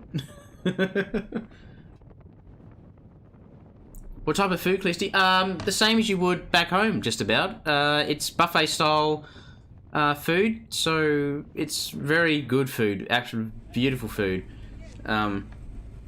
Anything you can think of, you know, like meats, pastas, salads, veggies, for dinners, and breakfast is a full buffet breakfast, you know, bacon, eggs, porridges, grilled tomato, grilled mushroom, baked beans, cereals, toast, cheeses. It's as good as you can get back home, and that's the problem. That's why you can so easily put on weight. And there's a grazing corner on the ship as well, which you can usually just go hard at all the time. You know, dry biscuits, again, more cheese, more bread, cups of tea. It is just you cannot go hungry on the boat.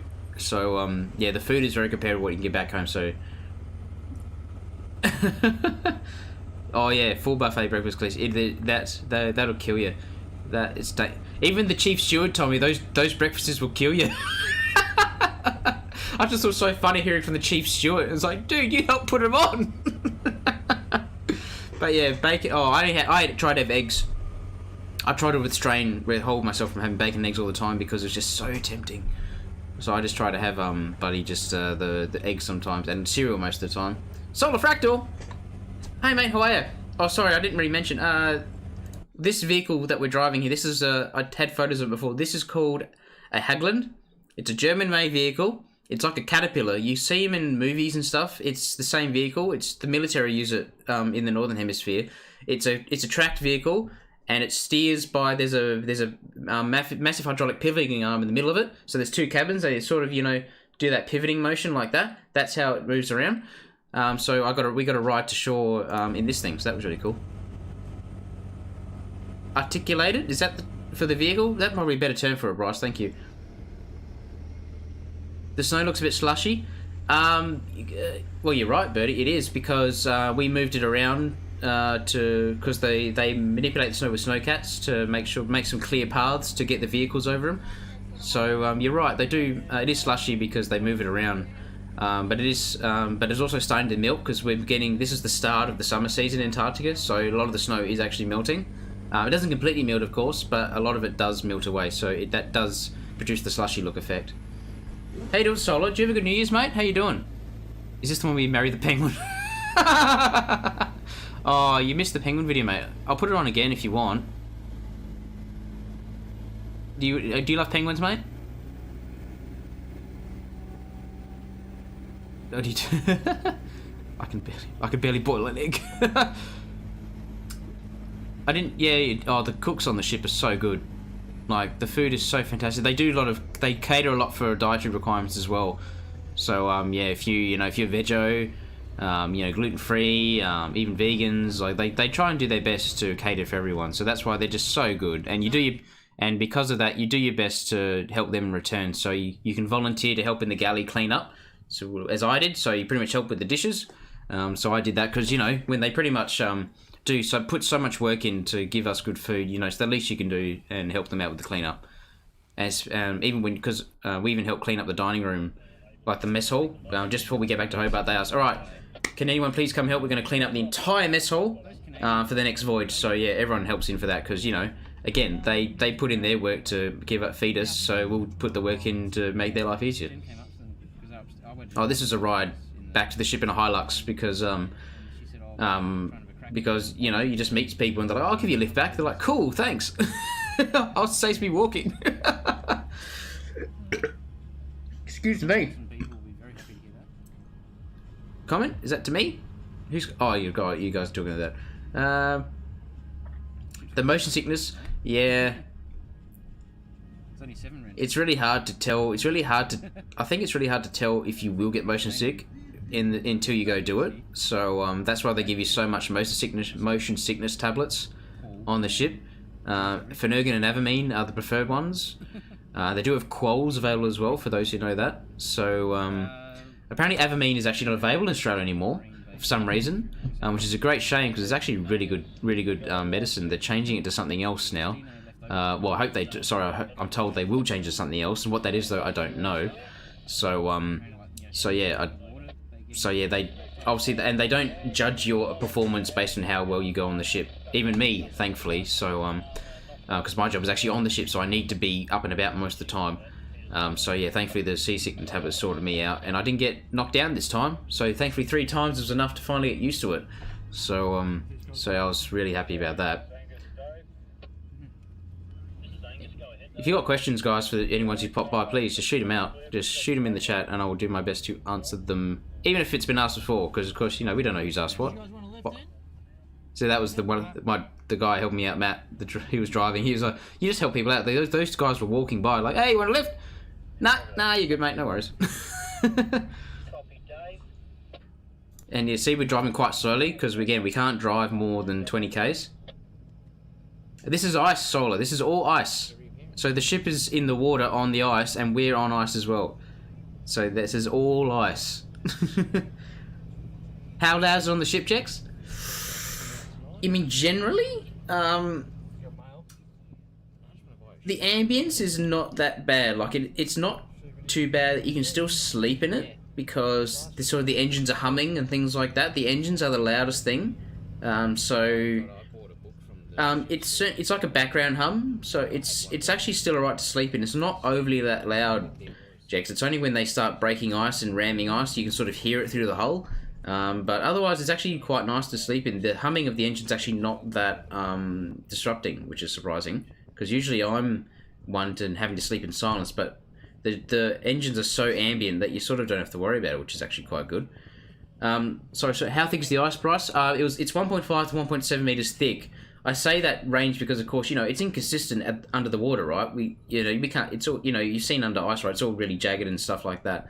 So, before we arrived, guys out from the station came out and stuck poles in the ground to sort of, which is what sort of these ones are. Sorry if you can sort of see them, these poles here. So they sort of went several joints and it's like, oh yeah, this is about 1.5 here, 1 point something here, 1 point something here. So they said, oh, okay guys. And that's how they determined 1.5 to 1.7. Apparently we would have needed about a meter to make resupply possible. So we were well in the green to do this. Because, so all these vehicles, they're driving around on ice. So these are several tons vehicles just driving around on ice. It is quite surreal to realise you're not on land. You forget that sometimes when you're walking around on it.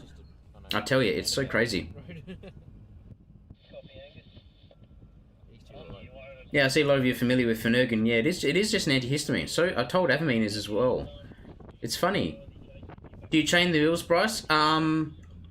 I've seen some of the heavy vehicles do. I'm not sure that's just because of what kind of vehicle they were, or where they got to go. But no, imagine the ice. See, so this is still snow a bit, right? But it's all flat. Imagine, no, they're just full drive tires. Confused. They're nothing special about them. So does everyone know? Like throwing, it's like sand, like to provide grit. The snow actually provides grit on the ground, which is actually like you can actually walk around and not slip over. The snow itself is actually provides friction, strangely enough. So oh, sorry, I've seen this once. Sorry, more pengies. I played this before those new peoples. This was Gardner Island. Sorry, it's an island 2 kilometers north of the ship. So we took a walk here. Sorry for those who've already seen these videos. So we took a walk to this island and we just got to hang out with these penguins for a while, which was really nice to be this close to them because usually there's an approach distance rule about 5 meters, but that 5 meters, okay, so the penguin showing signs of being panic or disturbed, and if you're not, you're allowed to be closer. Don't apologise for penguins. All right, confused. All right, I'm sorry. I'll stop apologising for the penguins. That's some nice LA stuff. So yeah, no, don't chain the wheels that much, or they're no special tyres. It's just only some of the heavy vehicles have chains, or they use just standard four-wheel drive tyres. But you don't put on handbrakes in Antarctica. That's one rule with the vehicles. You don't use the handbrake. Reason being, because then the brake lines will freeze and you won't be able to get the brake off. So yeah, there are little things like that with driving a vehicle in Antarctica. So most of them, they're all manuals, because then they can keep them in gear to keep them obviously stopped. But no, don't use the handbrake because the brake lines will freeze and then you'll never get it off. So yeah, just little things like that. Manual. Oh, excuse me. Give you order. Yeah, manuals. Yeah, so yeah, you need to know how to drive a manual if you want to come down here. If anyone's thinking of applying, applications are open right now. If you want to have a look for yourself, if there's any job you want to do, or you can do. Sorry, the jobs do change year to year. So if you are looking for potentially a contract with the AAD, which is the Australian Antarctic Division, who I went down with, which is how I went down doing this, that's the website, antarctica.gov.au or jobs.antarctica.gov.au, and by all means have a look. How long do the jobs last, Khaleesi? As depends on the contract. They could last, they be a round trip like what I did, which could be a month or two, or could be a whole summer, which is potentially 3 to 6 months, or it could be the entire winter, which is up to 12 to 18 months. So, yeah, it depends of what you select in the when you go through the process through the AAD's website, or just what the job requirement is as well. So they do vary. But yeah, they that's how sort of the durations of the jobs are. That's a very good point, Confused. I was actually eating the algae in the ice instead of the ice itself. I don't know. I didn't really got to meet any biologists this time that were specialising in penguins, because I would have liked to ask that question of them, actually. I didn't meet any penguin wranglers this time, which is the nickname to some of them who actually do the work with penguins. I met some last time, but not this time. I heard they're a lot stronger than they look, these guys. As much as they look really funny, but they're actually quite strong, especially their flippers. They're really strong in their flippers. I heard there's a story, a lady at Mawson Station, she was trying to grab a penguin because they have to grab penguins to measure them and stuff. So if I can go back one. How do I go back one? So she was trying to grab one, and it smacked her with her flipper, and it sprained her wrist. See, that's how much force these guys have with their flippers. Like, I actually heard, forgot to mention it, I actually heard two penguins fighting. Yes, they do fight, up here before, and you could hear this very hard, almost like this hard, like smacking motion, like this big sort of smacking noise, very quickly. Imagine that happening really quickly, and it's these guys' flippers. Like, it's so, and one of the girls who took us down here, she goes, "You hear that?" I'm like, "Yeah." She goes, "That's the flipper." I'm like, "Holy shit." And now I understand why this girl at Mawson Station got her wrist sprained by a bloody penguin. Like, they are crazy strong. And remember, these guys are about as tall as your knee, by the way. Sorry, a bit hard to gauge their size. So they're not like a fairy penguin. If you've seen a fairy penguin like at the zoo or on Granite Island in SA. So these Adelies are about as tall as your knee. They're a bit bigger. Sorry, did somebody else have a question? Or you electronics engineer?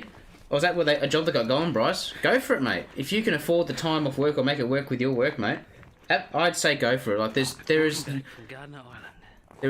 pretty much only very few ways that you can go to Antarctica either for free or get paid for it. Otherwise, of course, you have to take tours, and they're thousands of dollars, right? So if you want a chance to go to Antarctica, guys, this is the way to do it. Like, it's not a cruise ship. Like, the AA, she's not a cruise ship, and the new one won't be either. But look at this, right? What other opportunity do you have to get to see this? I sound really panty because I'm wearing all the gear, and I'm carrying a 15-kilo backpack of survival gear. So with all that stuff on, it was actually getting really hot, and that backpack was a right pain in the ass. So, so this is us leaving. So with this after degree, I think at least sign yourself up to the website, Bryce. I think at least you'll get emails from it when they open up applications. Because I'm not, as I mentioned, some of the jobs change year to year based on requirements. So I know some of the trades will be there. The trades mostly are the same year to year because they need to keep the lights on. But I'm not sure about the sciences. Sorry. So just it's AAD. Sorry, confused. And so yeah, just probably still sign up to get yourself in the system or put you on the system, and then you can get emailed as well when the application's open. So if you got, I know that. All right. And then so this is the star turn. Sorry for those who were still here and didn't. Well, I've seen graduate scientists go down, Bryce, which I've heard it both ways. I've heard sometimes graduates don't get to go because they don't have experience, yet I've heard sometimes they do take graduates. So I don't know, mate. You only learn, but you don't know if you don't try, right? So just give it a crack. So sorry for those who are still listening, watching. When we left, we did a star turn, which is basically the ship starts doing like this big sort of turn in one spot to try and turn around to go back out the way we came, out this broken section here. So this is the process of that happening here. Oh yeah, sorry, Chris, I didn't mention that for those who don't know. So I did a role round tripping with the ship. So that means I was on the ship, came down with the ship, came back with the ship, and I was doing an ICT support role. They call it a Communications Technical Officer, which is a bit of a wanky title, but basically it means it's IT support on the ship. So my job was to just basically help anyone with any sort of IT problems, set up basic email, because there is a basic email on the ship. There's no public internet access, but there is email, because they basically have a little internet satellite connection, but they cut that off for all the internet. It's just for the email. So my job is just basically to help people set up their stuff and just enjoy the trip, really, which makes it very easy when there's no internet, funny enough. And of course it also means you can't Google everything. Oh, so this is setting off the marine flares. Remember I said earlier we were setting off marine flares to say goodbye to the station? So we were doing the same. We were saying goodbye to the station with the flares, and they were doing the same back to us. So these are all expired flares, by the way, if anyone knows the rule. Like flares are expensive, yes they are, but they only set off expired ones, because I'm guessing there's some sort of requirement around that. So we're just setting off the expired ones for giggles, and that was them offering me to shoot off a flare. So this is the first time I've ever done this. So this is really cool. I loved this. I've got the volume 10 down, but that's actually really loud. That ignition of the flare. But they said just pretty much wear gloves and sunnies, and that's it. So don't worry about anything. Don't kill a bird. Yeah, you're not. Yeah, that's why I stopped just before. What? This is me jumping on a trampoline, and the video's upside down. So yeah, because I went in Hobart. There's the Mona, the Museum of Old and New Art, and so yeah, there's a trampoline there. So I jumped on the trampoline, because what am I also going to do? This is the ferry you can take from Hobart out to Mona. So this is one of their ferries. I just took the ferry because, you know, I had time off before I had to come back to Adelaide. So I, you know, spent a bit of money and... Hey! Hey, Em, how are you? Good to see you. Happy New Year. How are you? Nearing the end of my talk, Em. This is me just dicking around in... Oh, I just took this shot because I thought this would be the last time I see the Aurora from the outside, from the ship. So what? The Aurora's getting refueled here. These are all fuel tanks out here. So the Aurora's refueling, ready for her next trip. So I just took this shot because I thought that'd be the last time I might be able to see the Aurora.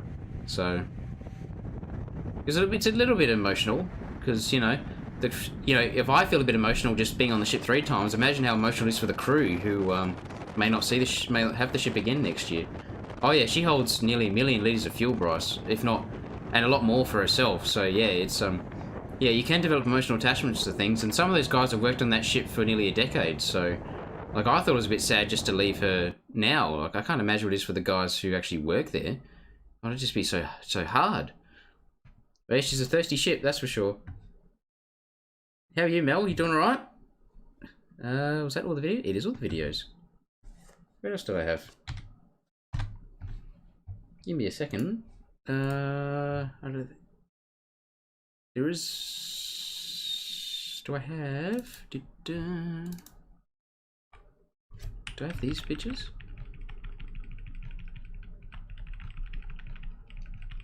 Anyone have seen the... I've only got some pictures... not many extra pictures like of the food on the ship or anything like that. It's mostly the same stuff, but just from my phone, because I separated my phone and my camera. When's Jack streaming Solar Fractal? 2078 is when her first stream is. So in 58 years from now, sign on up. I'll be there. 2078, guys. Put it in the diary. Put it in the diary. Anybody want to see a video of the new ship? Oh, we're delaying now, Jex. We're not allowed to do that. We already had it scheduled. It was locked in for 2078. Peaches, you still there? 2078, please, make it happen. Oh, I think you're lying. I'll be dead by then. Well, not with that attitude, mate. I'm going to be alive by then. I'm going to be alive forever. Stream Cyberpunk in 2077. Oh, that'd be great. To stream Cyberpunk 2077 in 2077. That would be the biggest moneymaker of the year. I've got other photos, but they're from other people, so that's can't really show them in this instance. I do own all the other photos and stuff that I have. Oh, Jesus, pardon. I bought no porn. And that is the God honest truth. I did hear plenty of stories from everyone else, from other people who came to shore they had much of the porn. I was like, fucking hell. It's like, why do you guys worry about that? Like, okay, but think about it, right? I was only gone for a month. You know, I can survive a month. These guys got to survive 6 months to a year. All right, maybe. But I was just funny hearing this was, oh, this guy's got like 100 gigabytes of porn. And it's like, oh, okay, great, good for you. Like, it became such a bloody, Oh, yeah. Why did it block that? Stupid auto mod. Hey, Mel! I saw that. Oh, no, that's not right. I'm already on that scene. Whoa! Mel! Thank you very much. Thank you very much. Thank you very much for the host and the follow. Very much appreciated for you willingly put me on your channel. Thank you very much. I appreciate it. Food porn. Yes, that's the porn we're talking about, Mingo. That's all we're talking about. It's food porn. Don't know what else you guys are talking about. Don't talk about these naughty things on here. What else? I can show you a video of the new ship if anyone's curious. But oops, I don't need to see that. Don't want that full screen anymore. Bit of the new ship. So this video is not mine, but it has been released publicly. So I have a copy of the actual video, so I will show you a copy of that video that has been released publicly. Go back to there, and we play that. So this was filmed while I was away, while I was with these guys. I guess people can get bored on the boat. Yes, they do, Rice. That's when you go play video games.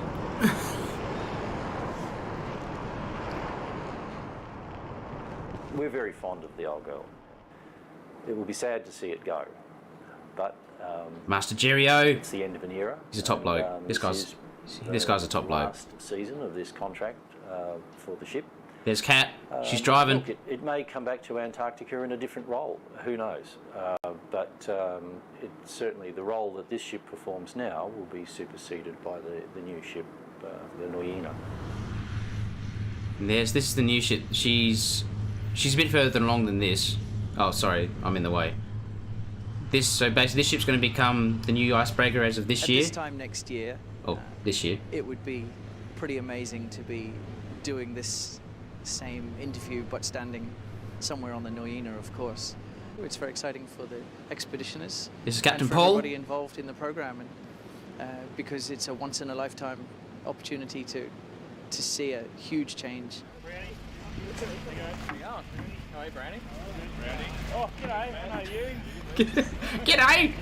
One of the main reasons I signed up for the Davis Donna. Station voyage in the winter was This woman has the best laugh. She's the best laugh ever. And then going back on the Noyina is amazing. It definitely was a big decision maker for me, and yeah, hopefully it still happens. Her laugh is very one of those penetrating, high-pitched laughs. It's adorable. She's great fun. Oh, absolutely, yes, of course. It would be great to see both ships operating, side by side in whatever function the Aurora could be useful for. It's still a highly seaworthy and this is a drone shot. Ship.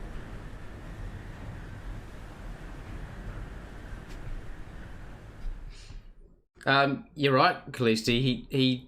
I reckon he was emotional doing that because he looks a bit red in the face, and his eyes look a bit watery. I think he was a bit emotional when he shot that.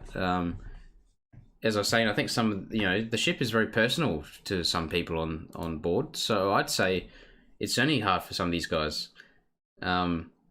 Is she being retired confused? That's up to P&O Maritime. P&O actually own the Aurora Australis, so she's going to be decommissioned, they don't know. Literally, no one knows yet. She might be used in, as Jerry said, she might be used in some other fashion, but we don't know yet because it's really difficult to.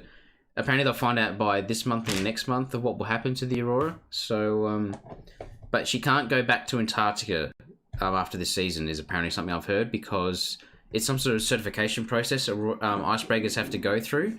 So apparently to get her recertified to go down to Antarctica would cost several $1 million.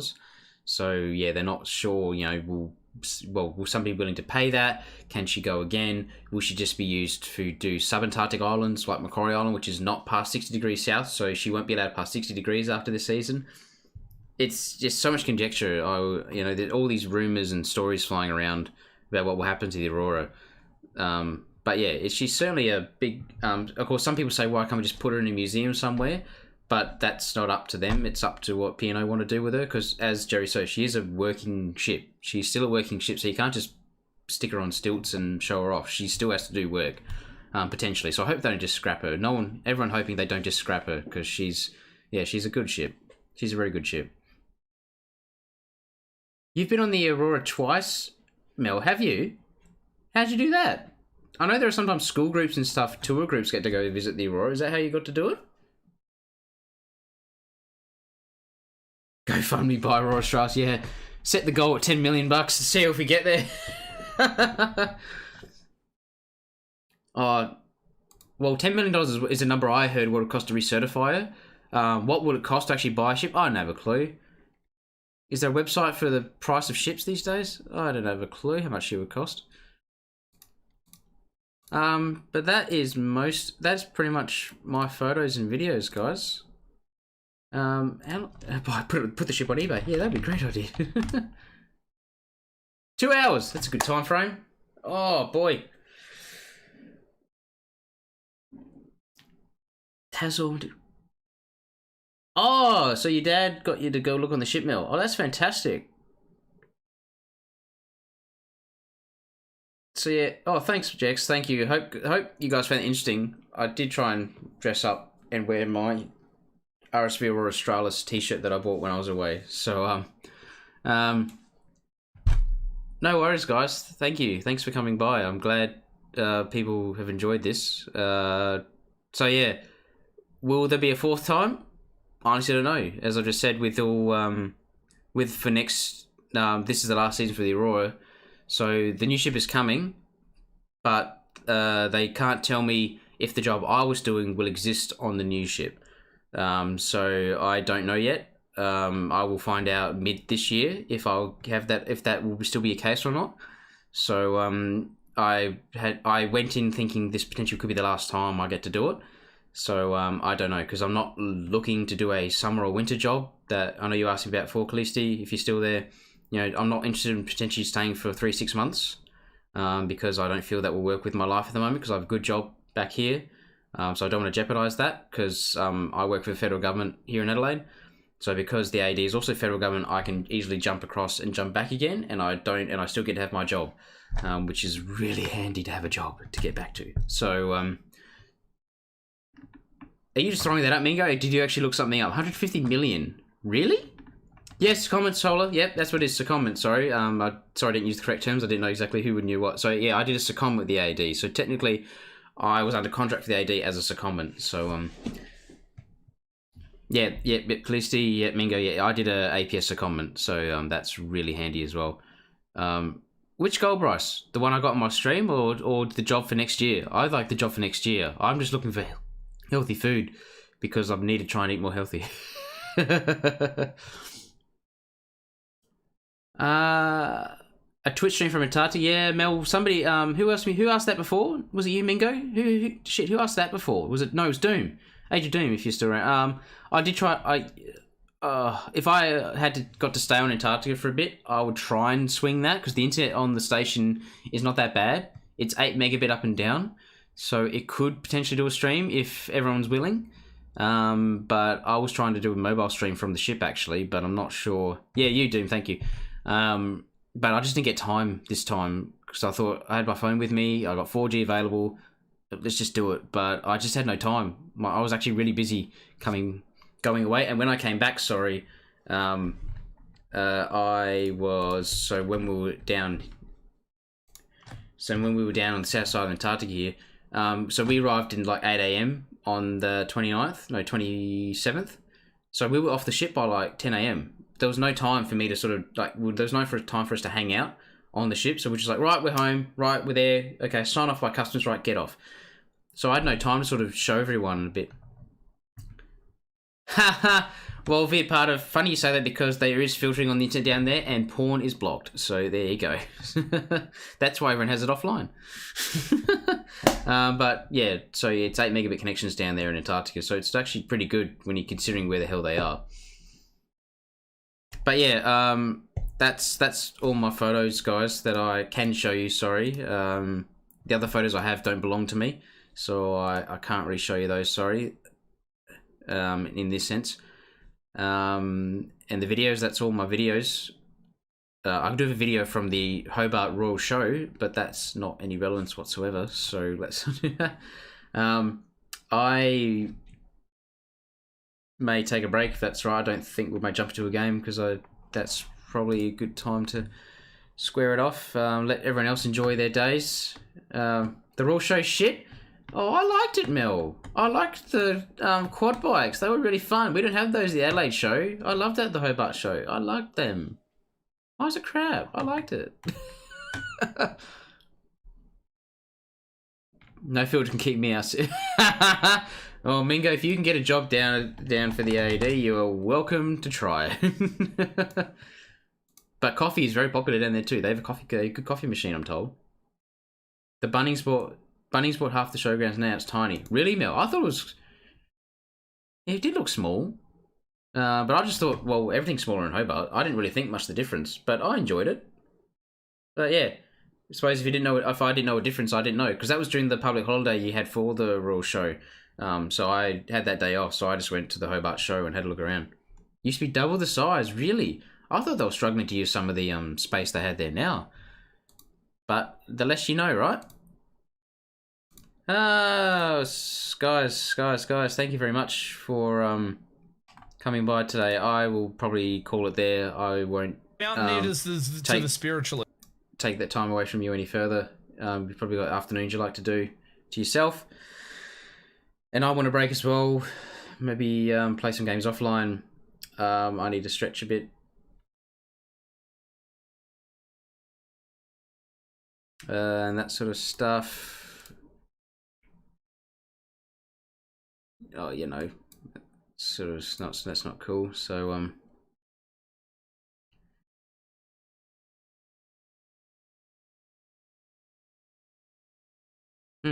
anyway, sorry about that, guys. So yeah, thanks again, guys. Oh no, no worries, Mel. Thank you. Yeah, let's not talk about that now. That's fine. So no, thanks very lot, guys. Thanks for coming by. I really enjoy your company. Thank you. I will see yous around. I'm not sure when I'll do a stream next again because, as I've said many times in many people's chats, oh, who's that? Oh, Callisti! Wait, is it Brian? Are you going to talk to me? You're not going to talk to me, Brian? Don't you like me, Brian? I thought I got an audio on it. Why wouldn't it play? What if I play it again? Sorry, will it play?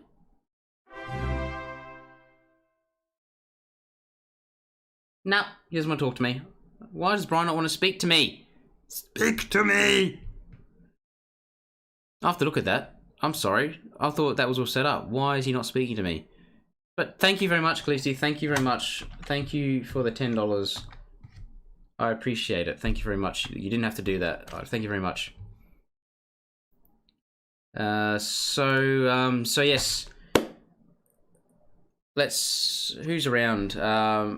I do have my eye on someone only because I follow him, and he's apparently doing a charity stream, so that's a pretty good reasoning. So, oh, I'm glad, Khaleesi. Thank you. Yes, it is pretty negative at the moment around with all these fires and stuff, so I hope they're, All right, guys, come on. Let's cut some of that stuff out. Let's keep it a bit positive here, all right? So yeah, yes, I do want to get some fruit. I do need more apples. So. Oh yeah. Whoa! Oh, Vitaly, thank you for following, mate. Thank you very much. I appreciate you are willing to do that. I don't ask for such thing because I can't provide consistency. So, so I appreciate it, mate. Thank you very much.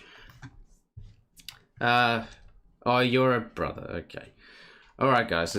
But still, let's keep it a bit. Let's still keep it a bit positive, all right? So yes, I'm dragging on a bit now. Thank you very much. Let's.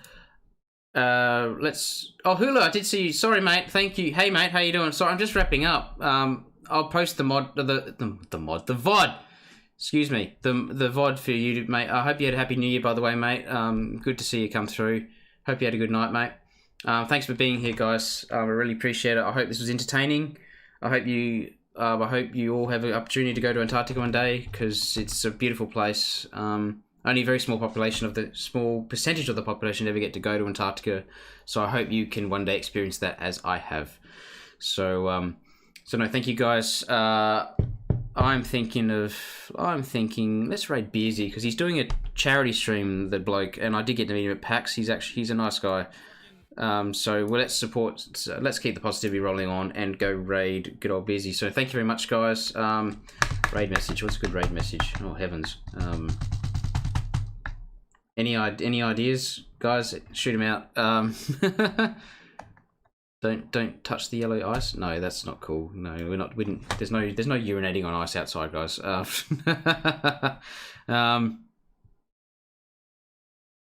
Here come the penguins. Yeah, I like that one, Bryce. Thank you. Which is true. There was a shit ton of penguins. So raid message will be, guys. Here come the penguins. Raid message is here come the penguins. Thanks, Hula. Thanks, guys. Thank you again for coming by. I will post the VOD on the YouTube so I can stay around, so you guys can fast forward it to your heart's content. Let us go raid old mate Beersy. How's he spell it? Beersy. Again, guys, thank you very much. I hope you enjoyed it. Enjoy your afternoons. Enjoy your New Year's days. Enjoy your weeks if you still got time off. Thank you very much. I will see you around. Yeah, enjoy your afternoon, guys, and I will hope to see you all again. Oh no, next time.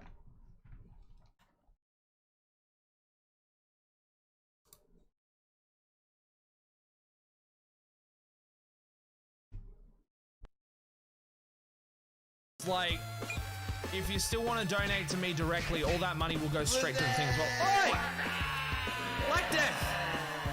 Mates! Here come the penguins!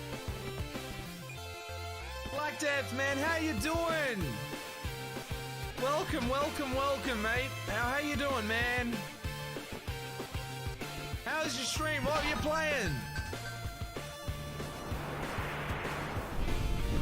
Isn't it still at 131.90 to 250? If we get to 250 in this, I'll start doing giveaways for keys and shit.